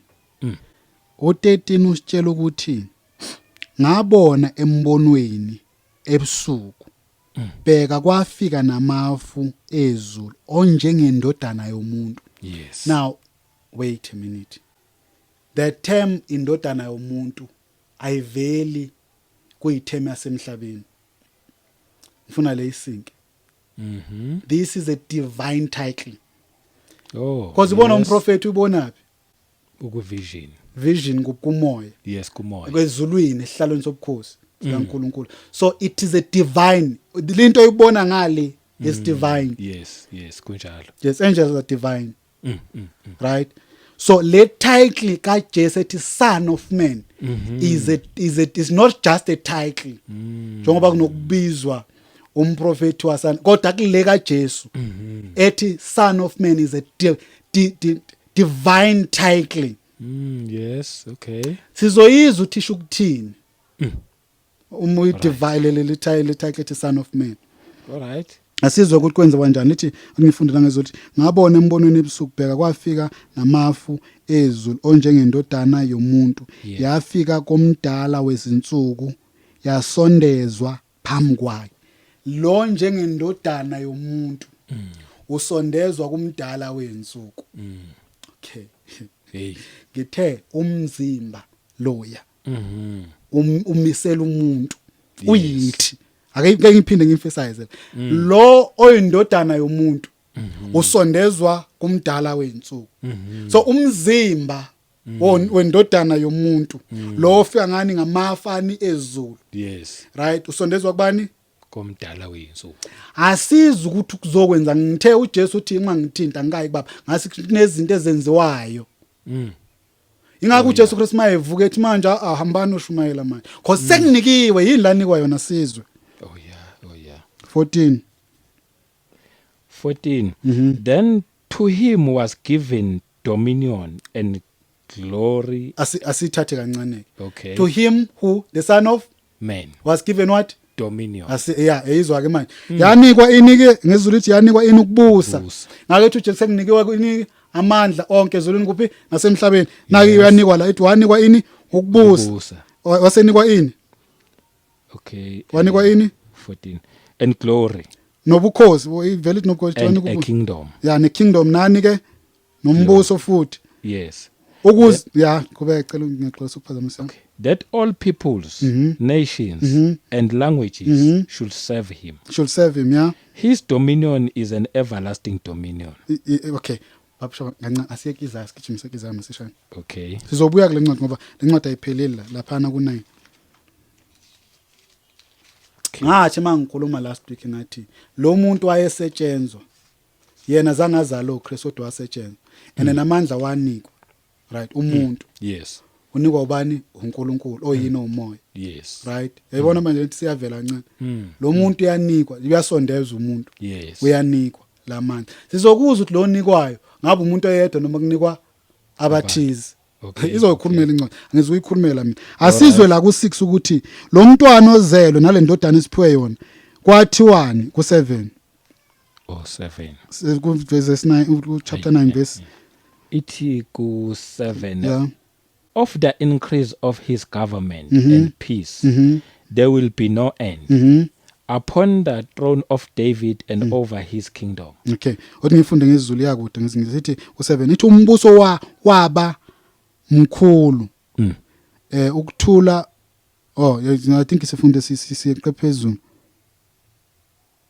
lapha ku6 awufuna uphinde 6 eqaleni for unto us a child is born unto us a son is given and the government will be upon his shoulder and his umbuso yakupha kuphi semahlombe so indodana izumbusi nawo indodana umbusi nawo izowunika umntwana onikwayo umbuso umntwana ozelwe umuntu kodwa indodana iyeza nawo umbuso ngoba indodana uNkulunkulu yes indodana iza nombusi ivela nawe ezulwini athi ngibona ukuthi ngekhanda yini ibambe nje le iwuthwele ngamahlombe ayithi uzonikwa indodana ithi la ithi umbuso yakuba mkhulu lana ithi ku6 ithi umbuso yakuba kuphisa emahlombe okay now asiye lapha ku Hebrews okay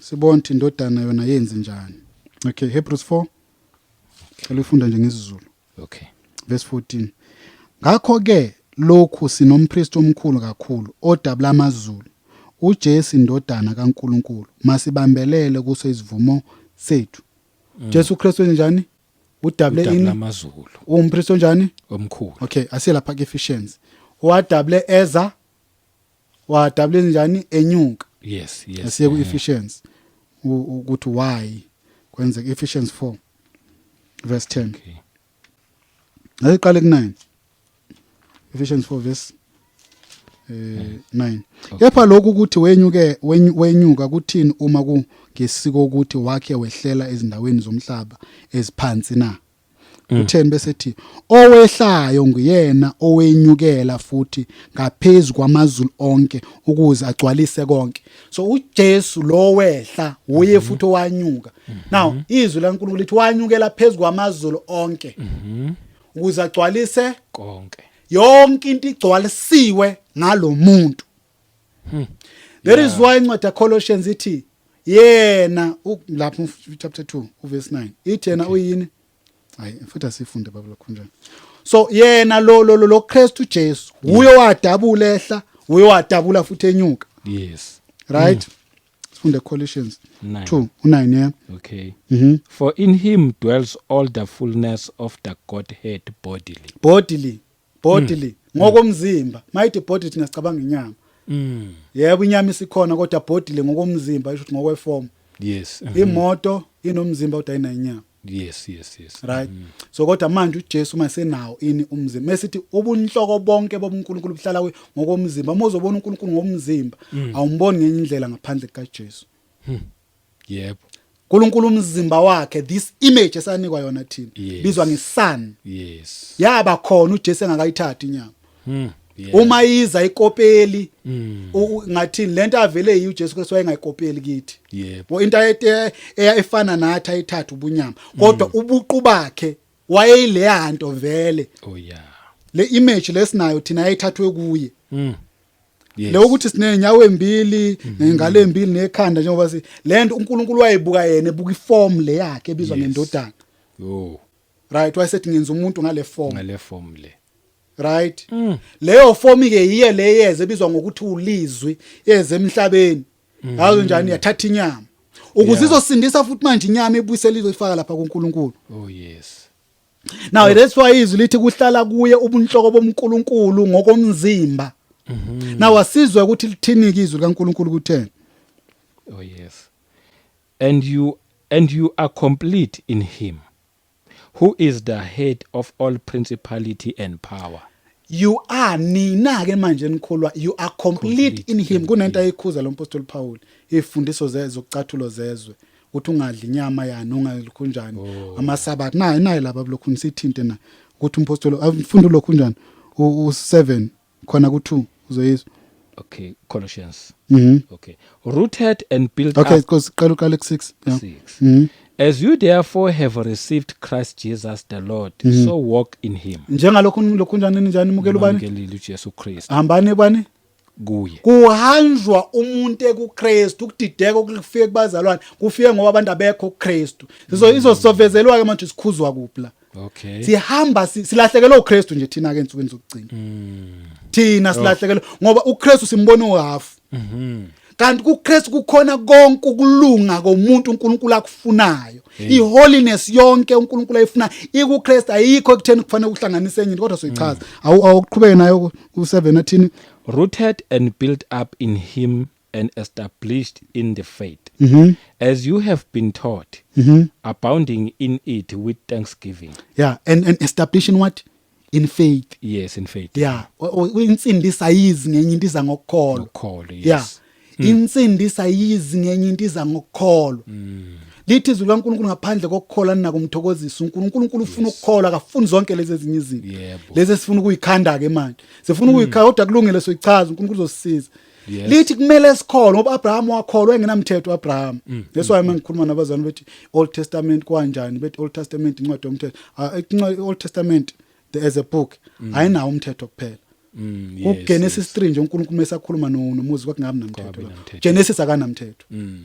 Abraham abazanga bazana namthetho. So abaprofeti banezwi likaNkulunkulu lingasumthetho eliyizwi uKristu. Incwadeni ngabi lapha neziyizwi ufunda incwadi zoJeremiah zithi ubusisa umuntu othemba lakhe lokuJehova longuJehova yizwi lela akusumthetho akwazi ukuthi ayichitha le ncwadi le. But at the same time akwazi ukubuyela emthethweni kaMose bese uthatha wona uthi ke sesizobuza sindisi ofanele sinjani singadli ini sidle ini.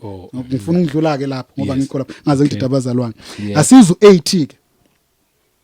Beware lest anyone cheat you through philosophy and empty deceit, according to the tradition of men, according to the basic principles of the world, and not according to Christ. Yes, kunomehluko kwemakhona izifundo zokucathuza zezwe. Asiza ukuthi njengompostoli Paul esekhulumile lapha yak 16. Okay, 16. So let no one judge you in food or in drink, or regarding a festival or a new moon or Sabbath. Sabbath. Sabbath. Yeah, amaSabbath wafake wonke. Sabbath ngifunde ngezizwe zokuzo. Inehlola futhi ukuxwayisa ngezifundo za manga. Ingakho makungabikho umuntu onilahla ngani ngokudla neziphuzo noma ngemkhosi noma ukwethwasa kwani kwenyanga noma amasabathi ayeyini okuyisithunzi nje salokho obekuza kuza kepha umzimba ngokaKristu lezi zinto lezi zamasabathi okokudla nemikhosi lithi since kufika uKristu lezi zinto ziyisithunzi that's number 1 number 2 seziyifundo zokucathuza ngokwezwe ngoba zayicathulisa uIsrayeli zazithutha leziyafunda zimgadile uIsrael zimgadele into eyiyona yona uma isifikile lento eyiyona hambani nikuyo nigxilile kuyo ngoba lento inezinto eziningi abazalwane abangayitholi sesithe kuyithini kodwa ababhizi bafuna ukubuyela emthethweni. Okay ngiyakuzwa yayibona indaba kulomzimba kukhona yonke inkululeko yomuntu umuntu etransform uNkulunkulu ufuna ukufaka umuntu lapha uNkulunkulu ufuna ukwenza the mind of a man to be new to understand what is it that he has in position on his disposal for him. Sisasele sijahana nezinto ezisele emuva ekhuluma ngelinye ilanga la ngihlelanga kuyona bengizama emphasize ukuthi now kulomzimba ngoba yiwo wahlupha wahlupheka ukuze uNkulunkulu uzoba ngolungisayo nolungileyo. Oh yes. Right. Asibuyele kule ncwadi ke kaDaniel. Okay. Right. Sigcine sifunda bani u14 13 yeah 14 uthi yanikwa ini wathi ngiqale ku13 uthi ngabona embonweni wani ebusuku bheka kwafika namafu phezulu namafezulu onjengendodana yani yomuntu yafika komdala wani wezinsuku yasondezwa phambi kwakhe wayesondezwa 14 yanikwa kunikwa bani indodana sizokuzwa ukuthi ngoba kunikwa yena kunikwa bani yanikwa ukubusa nobukhosi nombuso ukuze bonke abantu nezizwe nezilimi bayikhonze ukubusa kwayo 1 kunikwa 1 ukubusa kwayo 1 right kungukubusa kuphakade okungaye kungidlula nombuso wayo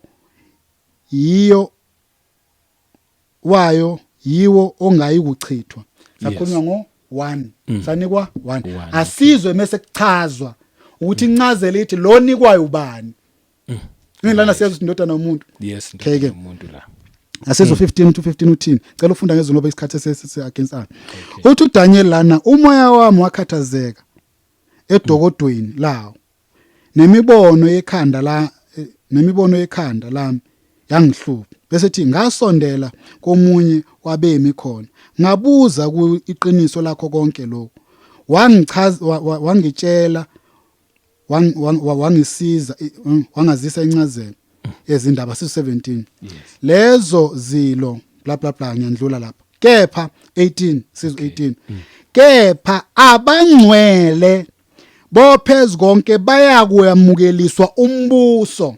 Alright. Umbuso ube ngowabo kuze kube phakade yebo kuze kube phakade naphakade na ukunikwa kombuso kwendodana 1 yomuntu kukunikwa umbuso abangcwele. Right. Ayikaphelele ngoma sichazela kuphela uzosala umzalwane iphinde yachazwa futhi khona la. Yes. Kodwa sesikutholile ukuthi makusondezwa lo indodana yomuntu enika umbuso lo umbuso waphakade u18 uthi kepha abangcwele bophezulu konke uyachazelwa ngintwenye ukuthi nakhathaze ngathi ngichazele uqala kuchaza izilo ukuthi ziyini ziyimibuso the four kings ngomkhosi amani asifunda abazali bazoyizwa lapha na ku17 uthi lezo zilo ezinkulu ezini zingamakhosi amani ayakuvela kuphi emhlabeni sizwe ke mase kukhulunywa ngendodana yomuntu kuthiwani kepha abangcwele hayi ongcwele hayi indodana yomuntu kepha abangcwele bophezulu konke bayakwamukeliswa umbuso ube ngowabo kuze kube kodwa lo mbuso wanikwa oyedwa kodwa unikelwa bonke. Right. Yes. Yayizwa ke manje. So lo mzimba ungowethu uyithi. Uma kunikwa wona kunikwa thina. Ingakethu nje senginikiwe amandla seningashumayela ngoba manje seninawo nanamandla ngokunikwa kwamandla ngoba kunikwe lo mzimba kunikwe nina. Ukumukeliswa kwakhe kumukeliswa thina. Yena ngoba lo mzimba othathele thina uyithi. Ake sifunda ekaqedi lencwadi. Laphana ku 19. Yeah, ngifuna siseqe nje lapha. Asihlale ku ngoba isitha incazelo yonke le 25. Yes.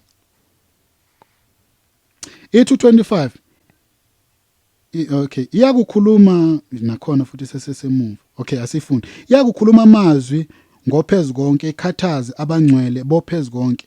Iyakuhlosa ukuguqula izikhathi nomthetho. Bayakukhashelwa esandleni sayo kuze kube isikhathi nezikhathi nengxenye yesikhathi. Bese u26 athi kepha abehluleli bayakuhlala basuse ukubusa kwayo kudliwe kuchithwe kuze kube sekupheleni. 27 bese ethi ke silaleleni ke manje ethi umbuso nokubusa nobukhulu bemibuso phansi kwalo lonke izulu kuyakunikwa isizwe sabangcwelwe bophezulu konke amadoda. Yazi angazi ngikhuluma kanjani lencwadi. Siyakunikwa lezi zinto ziyakunika isizwe sikubeke na. Asiphinde 27 umbuso nokubusa nobukhulu nemibuso phansi kwalo lonke izulu kuyakunikwa isizwe sabangcwele bophezulu konke. Umbuso wakhe isibuyele emuva manje sithi ayisathi umbuso wabo. Kodwa kunikwe imibuso kunikwe kanjani abangcwele. Izwake la ithini ke sithini ke manje umbuso wakhe hayi wabo. Umbuso wakhe ungumbuso ongunaphakade yonke imibuso yakumkhonza imlalelo. So lo mbuso onikwa bona abangcwele ungumbuso wakhe. Abangcwele banikwa ngaye kunikwa bona. Kodwa ungowakhe. Lezwa kuvela yena la kuthi umbuso wakhe kodwa kunikwe bani bona. Ngoba makunikwa yena kunikwa bona.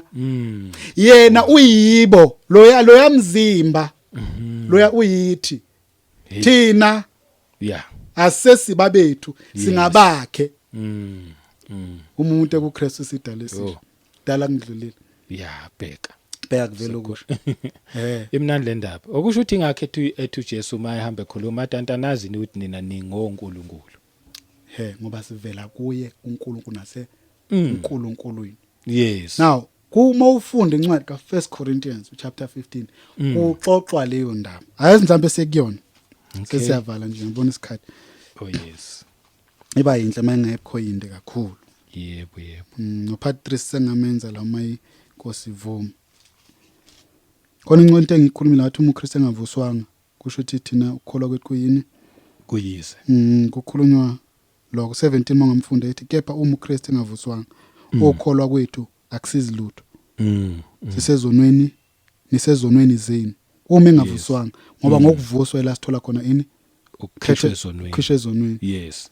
Phela maye ongena lapha ethuneni wayolahla isono. Maye vuka siyakhishwa. Leswathi nivuka kunye naye. Sesekhishiwe ezonweni. Sikhishwe ebunyameni, sikhishwe ekufeni. Ibaptism isho njalo. Isho njalo emanzini ushiya ukungcola. Adam omdala. Yebo uphume noAdam omusha. Ukhishwe ezonweni. Yes. Ngakho singesahamba ngokokona. Ngoba sikubani? Bathi ukufika kaKristu kuphela komthetho. So ichaza ngelinye ilanga ukuthi isho ukuthini. Masifuna ukubuyela emthethweni thina. Ngichaza nje kahle ngoba sisho ayithi asinawo umthetho kuKristu. Ngathi ngiyokubhala umthetho kuphi enhlizweni zenu. Anisokubhalela bathini le ibhebhe zamatshe. Yes. Kodwa basenhlizweni zenu. Yes. Lento iza ngomoya, intimacy relationship, fellowship with the Holy Spirit. But anyway, sizoyikhuluma siye ku 21. Ngokuba lokhu ukufa kweza ngumuntu, ukuvuka kwabafileyo nakho kweza ngomuntu. Now it was necessary that Christ become man. Yes. Ngazi umezwileni le. Ngoba ukufa kuze ngomuntu akwazi ukuphuma ngoNkulunkulu. Phela. Yebo. Kufanele kuphume ngomuntu. There is why he became man. Because wayezonjani? Asiyizwe. Ngokuba ukufa kweza ngomuntu. Ukuvuka kwabafilayo nako kufanele kuze ngani? ngayi futhi umuntu kuze that is why God became flesh. Because wayezovusa ke manje abantu ababenjani ngenekufeni ngumuntu. Yes. Wayezowenza umsebenzi wayesebenzela umuntu. Ukufa makuze ngomuntu nokuvuka kufanele kanjani? Kuze ngomuntu. Iprinciple ke leyo eyenza ukuthi uChrist athi lokho engingasiko nginguNkulunkulu ngizoba yikho. Because ngizokwenzela umuntu oyenze njani ofaka ukufa. Yo. Yebo, hayi uthe ngasuNkulunkulu wayeyo kodwa khona into ekufanele ayithathe. Why kufanele ayithathe? Because uzokwenza uzoreverse lento eyenziwa umuntu because authority emhlabeni eyinika umuntu. Yes. Enganikwanga yena nje uNkulunkulu wayithatha. uNkulunkulu is a very principle God. That is why nangale ngithe isono siza ngokuthi weqe iterritory. Uma ingelo sike yenza into engatshelwanga niseyonile iyalahla. Usathane walahla kanjani ngokufisa into anganikwanga yona. Asekule ncwadi amaHebheru. Oh yeah. Egcwalisa kule nto ngisho Hebrews 2 verse 14. Sengiyafunda nje ngiyagijima. Ngakho ke njengokuba Hebrews 2 verse 14. Okay. Ngakho ke njengokuba abantwana behlanganyela igazi nenyama, naye uqobo wahlanganyela khona lokho ukuze ngokufa amchithe obenawo amandla okufa okungusathane.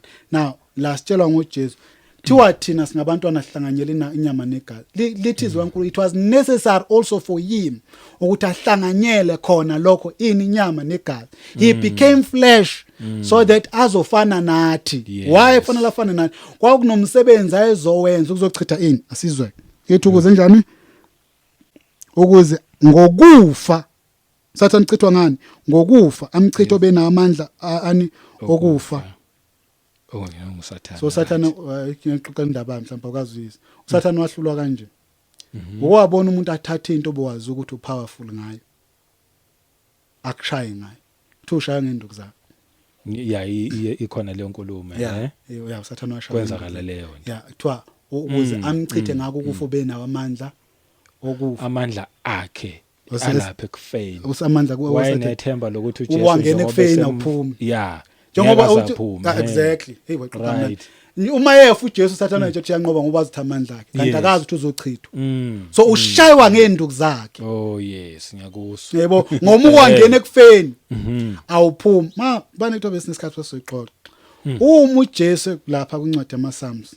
Oh, Psalms 24. Kukhulunywa leyo nto uJesu Christ ngena ethempelini lakhe. Yes. Yini ithempeli kaNkulunkulu? Umzimba. Yeah. Manje uJesu Christ ngena ethempelini uNkulunkulu ngena ethempelini lakhe. Mhlawumbe sothinta masishana siqedelele. Okay. Ethi kukhona lapha ithi kuzamchithe kanjani obenamandla okufa umbani ungusathane. Yes. Abakhulule bonke labo abathi ngokwesaba ukufa ekhambeni kwabo bonke babeboshelwe ebuqileni bese 16 athi ngokuba akahlangululisa izingelo esikodwa uhlangulisa ini inzalo kaAbraham. Kufanele kuchazwe nale. uJesu Christ uhlangulisa ini inzalo kabani? kaAbraham. Yini inzalo kaAbraham? Abangcwele. Yeah, but kanjani? Ngokukholwa by faith. Yes. Faith not by law. Faith. Wayezosindiswa ukusindiswa wethu kuza ngokukholwa. Right? Akuzi ngenye into. Kuza ngani? Ngokukholwa. Ngokukholwa. Yeah. Ubani kuJesu. Yes. So inzalo kaAbraham ibo bonke abenjani? Abakholwa kuJesu. Yebo.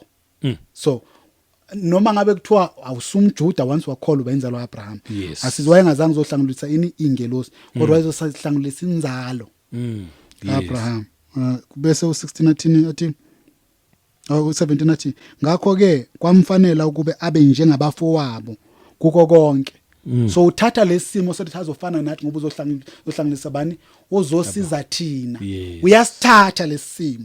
Uzosiza that's why umbuso namandla kunikwa yena kodwa unikelwa thina ngoba kusizwa thina akusizwa yena nakadinge kusizwa.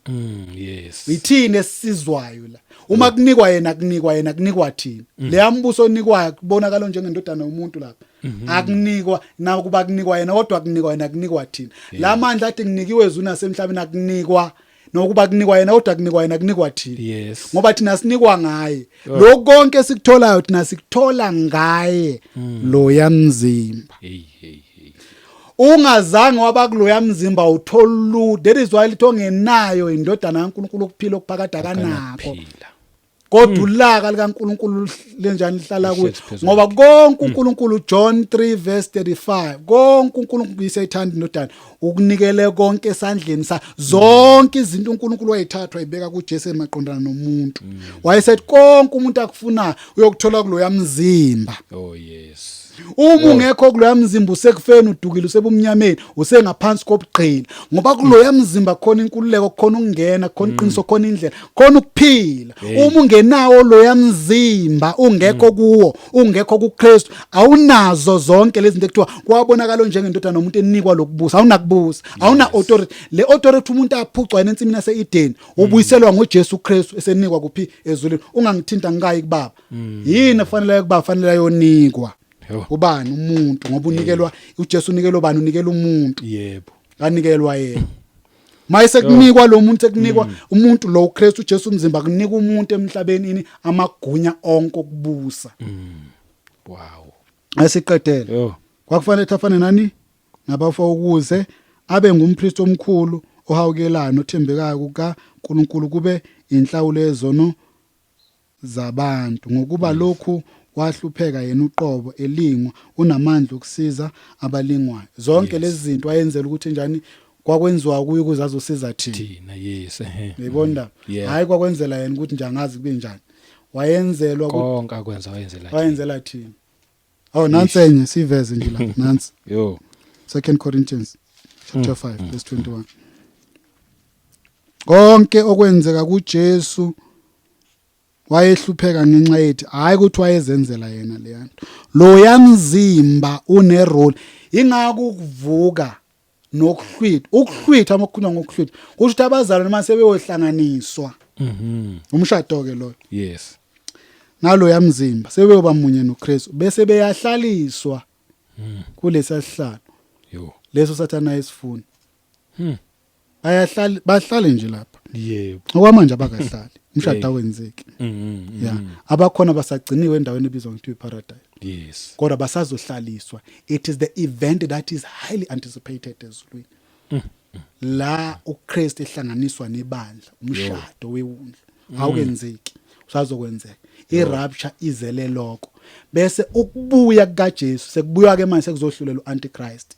This one ngathi lezi ama event mabili ahlukile. Uma uKristu uJesu ebuya nomlobokazi oh yes ongumzimba wakhe ubuya nabo kodwa unguye kanye nabo nabo banguye kanye naye ayizwa indaba yebo yeah okay lapha ku21 the 2 Corinthians chapter 2 Corinthians 5:21 yeah 2 Corinthians okay yeah ithi ke ongasazanga isono wamenza isono ngenxa yethu ukuze kuyena senziwe sibe ngokulunga kukaNkulunkulu kuyena kuyena yebo lo ngasanza owenza isono bani inyama ngathi ngingakholwa ukuthi elo lama kusabathana abangayizwa babamungishela nikhala umzimba wayengakaze lo mzimba solokwaba khona ahlukane nomoya engakaze solo njaba khona ekuzalweni kwayengakaze ahlukane nomoya but ngenxa yesono esathi ethi mase siphambaneni othweswa sona umoya yasuka siyakhala umzimba uthi baba ungishela ngoba babakhe ungishiyelana senesono wenziwa isono engazange asazi isono ngenxa yethu ukuze kuyena lo mzimba senziwe sibe ngokulunga kukaNkulunkulu. Lo mzimba mohlushwa lo mzimba moshaywa lo mzimba wenziwa zonke lezi kuyasetshenzwa uNkulunkulu usebenza ukulunga asithinte nale ngokuthanda olungaka ibondaba lukaNkulunkulu ezela abantwana bakhe yena engenzanga lutho senzelwe konke yibabonile uphinde futhi yena futhi yabuya kulabantwana bakhe wazehlisa wathatha isimo uNkulunkulu wathi wavumela abantu bakhe bamkhafulele wavumela abantu bakhe bamshaya wasishaya ngempama uJesu shaya leli soja lelethu ukhuluma kanjani nomlilo qha ngempama khuluma kanjani makhuluma kanjani bamgwaza amenza kodwa konke lokhu kwenzela umuntu akukho nokukodwa kwakhe kule nto le wayengadingi hayi nangu Corinthians 10 oh yeah second first no I'm sorry Amaroma 10 ngiyagijima nje babu Nakunenkinga ukufunda. bazalwane ukulangazelela kwenhliziyo yami nokunxusa kwami kuNkulunkulu ngabo kungukuba basindiswe khuluma ngamaJuda bese kuthiwa athi ngokuba ngiyabafakazela ukuthi bashisekela uNkulunkulu kodwa ngokungekuqonda 3 ngokuba bengakwazi ukulunga kaNkulunkulu amaRoma la ekhuluma babengakwazi ukulunga kaNkulunkulu ongasenzanga isono wenziwe isono ukuze thina senzwe ini ukulunga kuye noma ngaye kuye kukaNkulunkulu right bese ithi lena ngokuba ngiyabafakazela ukuba benjani bashisekela ukulunga kodwa ungekuqonda ngokuba bengakwazi ukulunga kaNkulunkulu abakwazi befuna ukumisa okwabo abakuthobela ukulunga kaNkulunkulu ukulunga kaNkulunkulu bani uKristu kukuye uKristu Jesu bese ithi ngokuba isiphetho somthetho nguKristu isiphetho somthetho uKristu that is why Jesus Christ abaprofeti nomthetho ba profeta kwaze kwafika ubani uJohn uMbhaphatisi ngoba uJesu Kristu uyisiphetho somthetho bese sihamba ngobudodana bese sihamba ngobukhosi lathi nasinga-operate singaphansi komthetho kodwa si-operate ngokobudodana ngokukamoya nangokokuzalwa Yes. Kunencwadi eshoyo la ukuthi kolungile umthetho awusebenzi kodwa umthetho ubikelwe ini iphingi nezulu kodwa once wayindodana awunamthetho once wasebukhosini wayebulukhuni uhamba ngokwe-royalty Yes. But asiqhubeke sifunde lencwadi ithi ngokuba isiphetho somthetho singuKristu kube yini ngokulunga kubo bonke abakholwayo sizo 5 ngokuba uMose uloba ukuthi umuntu owenza ukulunga okuvela emthethweni uyakuphila ngako kepha ukulunga okuvela ngokukholwa kusho ukuthi na kunokulunga okuhlukile la ungayifunda ngesingisi ngicela ungifundele ngifunde nje verse 5 yeah. For Moses writes about the righteousness which is of the law. There is a righteousness that came from the law. Asiza ukuthi ke that righteousness ibitholakala kanjani. The man who does those things shall live by them. Oh, so sesiyozwa manje, okay. Hayi kufuneka ufunde yona. Oh, okay. 6. Yeah. But the righteousness of faith speaks in this way. Okay, asimeke lapho ngoba iyasixoxela. Iyaqhubeka lencwadi lokhu. There is the righteousness of faith and there is the righteousness of law. Okay.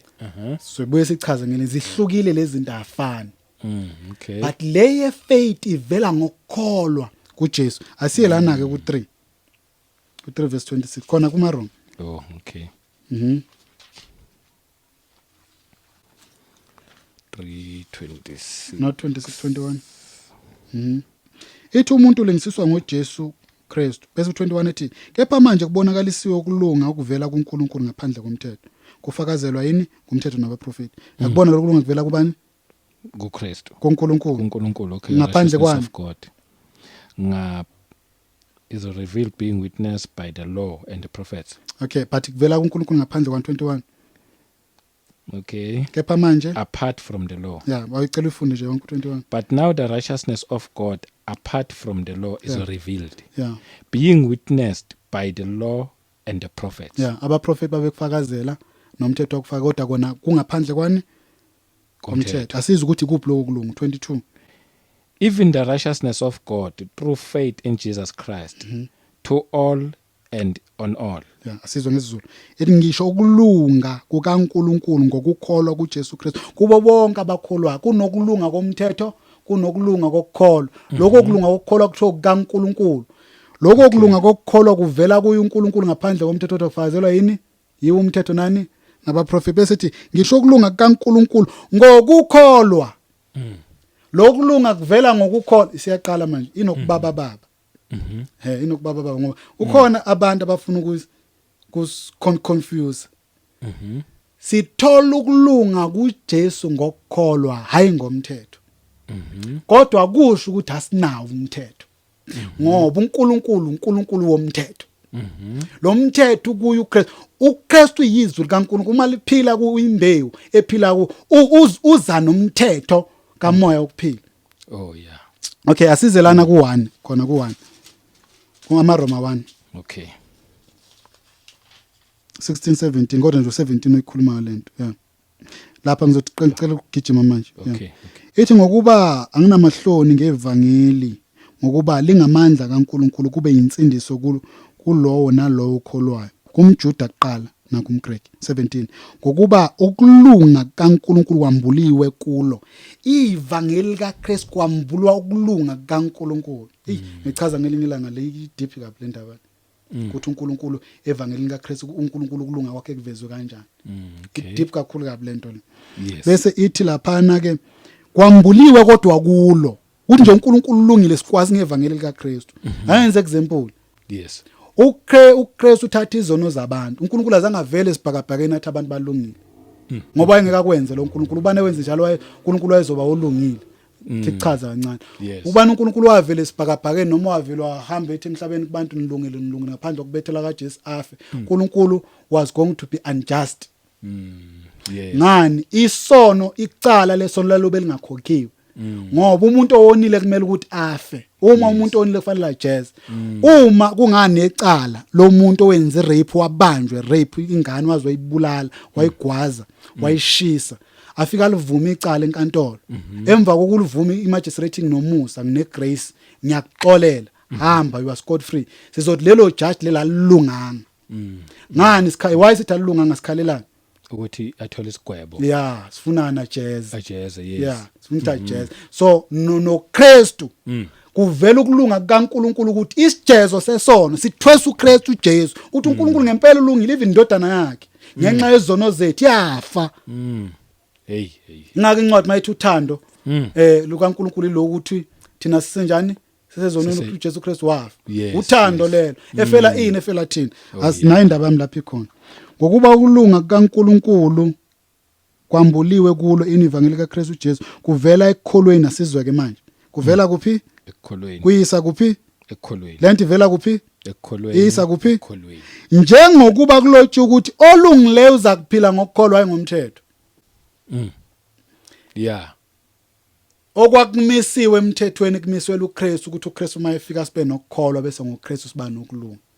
Lezi izinto ezayimisiwe zayimiswe njengesithunzi sento eyiyona yona ukuyinto eyiyona yona yini umzimba lo mzimba osilahlekele amasabatha khona emzimbeni ukudliwa nani okungadliwa nokushiswa nani nempepho ethempelini khona emzimbeni yonke le yanto yayimisiwe imiselwe into eyiyona yona akwazi umzimba ungasebenza ngabe siyathathwa sibisele emthethweni then owani umzimba wawushushelwana umzimba wayeshayelwana uJesu wathathelana isimo sobuntu uma bekuzophinde kuthiwa kunokunye futhi kufanele sisekele ngayo lensindiso yethu enkulu kangaka.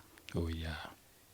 Kuthiwa isekeleni manje ngathi siyaxeka njengalokhu namukela uKristu Jesu hambani kuye nigcilile kuye sibheka kuye. Oh yeah. Bengizoyiveza naleya lapha ethempeli uthi ithempeli likhuluma umzimba womuntu ethi phakamisa masango phakamisa amakhanda masanga phakathi kuze inkosi enkazi imule ingene kuphi ingene lithi inkosi enkazi imule izongena kuphi ethempelini la ithempeli kaNkuluNkulu yini uma esezokuza emzimbeni womuntu ngoba umzimba waphenduka ubumnyama isihogo sifana nomsisi iform yesihogo abakwazi abake baboniswa simi njengomzimba uyidesign yesihogo njengomzimba womuntu. Okay. Yeah, so ixoxa ngeliyebe injalo. Ngithi manje nje obuyoxoxa sengiyabona ukuthi nabo labo bayobe beyolahlwa emzimbeni kodwa manje isihogo. Yebo isihogo. Uzothi uyibheka nje ninashalo ngelilanga mhlawumbe uNkulunkulu uyazivezela isho ukuthini ngoba ngolahlwa umphefumulo womuntu usemzimbeni uma ngabe wena unaka inyama yakho umphefumulo wakho ubhubha nani nenyama. Yeah, so lento isho ukuthini umphefumulo wakho usala la. Yes. So yonke le torment eyenzeke emzimbeni lokubola konke lokuphatheniwe so sikhuluma ukuthi isihogo sikhona kodwa umzimba isihogo siform yaso injengomzimba womuntu kodwa uma unganaki inyama escape ungene kumoya umoya ubuyela kuNkulunkulu umoya wakho uhamba nani umphefumulo wakho uhamba nani ukusindiswa lokho. But now uma umoya umphefumulo wakho usindisiwe then nomzimba uzosindiswa. Oh yes. Yeah lo unyama lebe sikhuluma ngayo ngoba uJesu Kristu uyayifuna.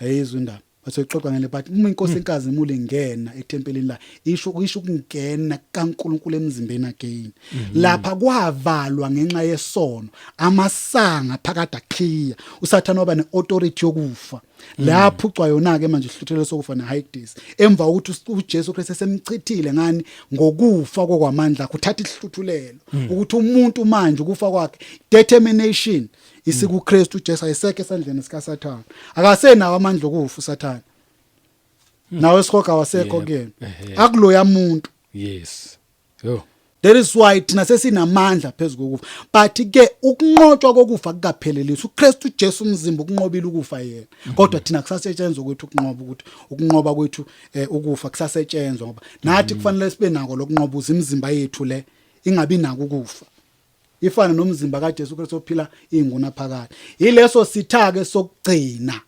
esingukufa ekuthiwa kusamela ukuthi sinqoke leso sitha sisasele kithi thina okay so ichaza ngelinye la yeah very deep masikumalithi nje izoswanikwa imizimba emisha yiwo wona lo mzimba kodwa obusumusha ukhazimulisiwe njengomzimba kaJesu Kristu uma ubuye ubuyiswa umunye umzimba ongenabuhlungu osongena kuvaliwe angazi laba bangawunakeli imizimba yabo ukuthi usubuzwa ongena kulowo mzimba ongawuzanga wafuna ukuwunakekela kuyobe kunjani ayicanya kuzo mfundisi yayichaza uDaniel leyo nto le mhlawumbe sivale ngayo Daniel 12 ngoba ukuvuka kuba khona kubo bonke abazali bangalokhunywa bangasali kuloko ukuvuka kuzela bonke abantu ababi nabahle bonke abantu bazovuka and lo kukhuluma ngokuhlulela kokugcina wonke umuntu uzonika umzimba wakhe ngoba lento uJesu Kristu ayenza lapha inkulu kakhulu phela wafela izono zezwe wafela izwe lonke noma wafela izono zezwe lonke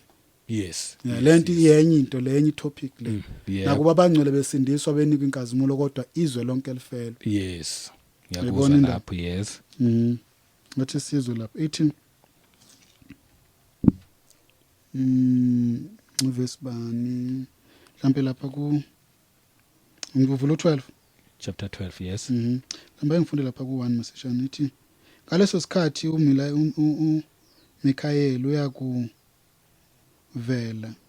esikhulu esiqhamile simela abantwana babantu bakho kuyakuba isikhathi sokuhlupheka esingazange sibe khona kusukela ekuveleni kwabantwana bla bla bla bese ithi ngaleso sikhathi abantu bakho bayakukhululwa bonke abafunywana belotshiwe encwadini yayizwa ukuthi abaningi two abaningi abalele emhlabathini wothuli bayakuvuka abanye bavukele ukuphila okuphakade abanye ihlazo nokunengwa okuphakade yebo yayizwa ukuthi bonke abantu bazovuka yes bonke bethi abaningi abalele emhlabathini wothuli bayakuvuka bonke khulunywa ngenyama la ngemzimba ngoba ukulala emhlabathini wothuli imizimba ethi abanye bavukele ukuphila okuphakade abanye ihlazo nokunenga okuphakade so bonke abantu bazovuswa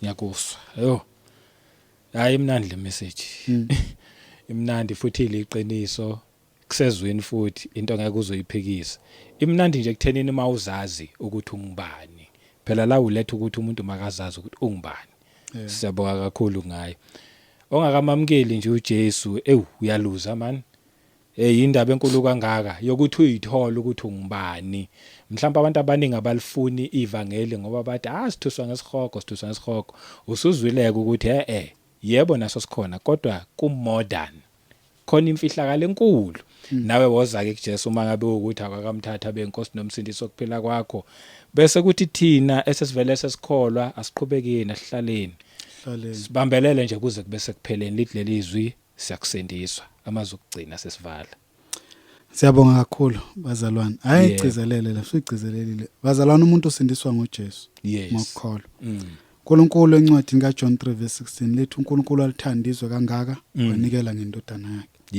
okuKristu uJesu yasibalekela isono okuKristu nje uJesu yasihlambulula okuKristu uJesu wenza intando kaNkulunkulu kodwa bazalwane ashumayeleni uJesu simphakamise njengalokho eshethi njengalokho uMose aphakamisa inyoka yethu sehlane kanjalo indodana yomuntu imelo ukuphakanyiswa masiphakamisa uJesu uyokubabula amen and akunakuxabana masiphakamisa uJesu. yebo Yeah. sikhuluma one language Yebo. ngiyakuzwa hayi inamandla asivale khona nje sesenamandla kanje ngomusa wenkosi yethu Jesu Kristu mangabe ivuma asiphinde hlane futhi kwivideo elandelayo inkosi inibusise nje kuyindawo zonke amen Amen.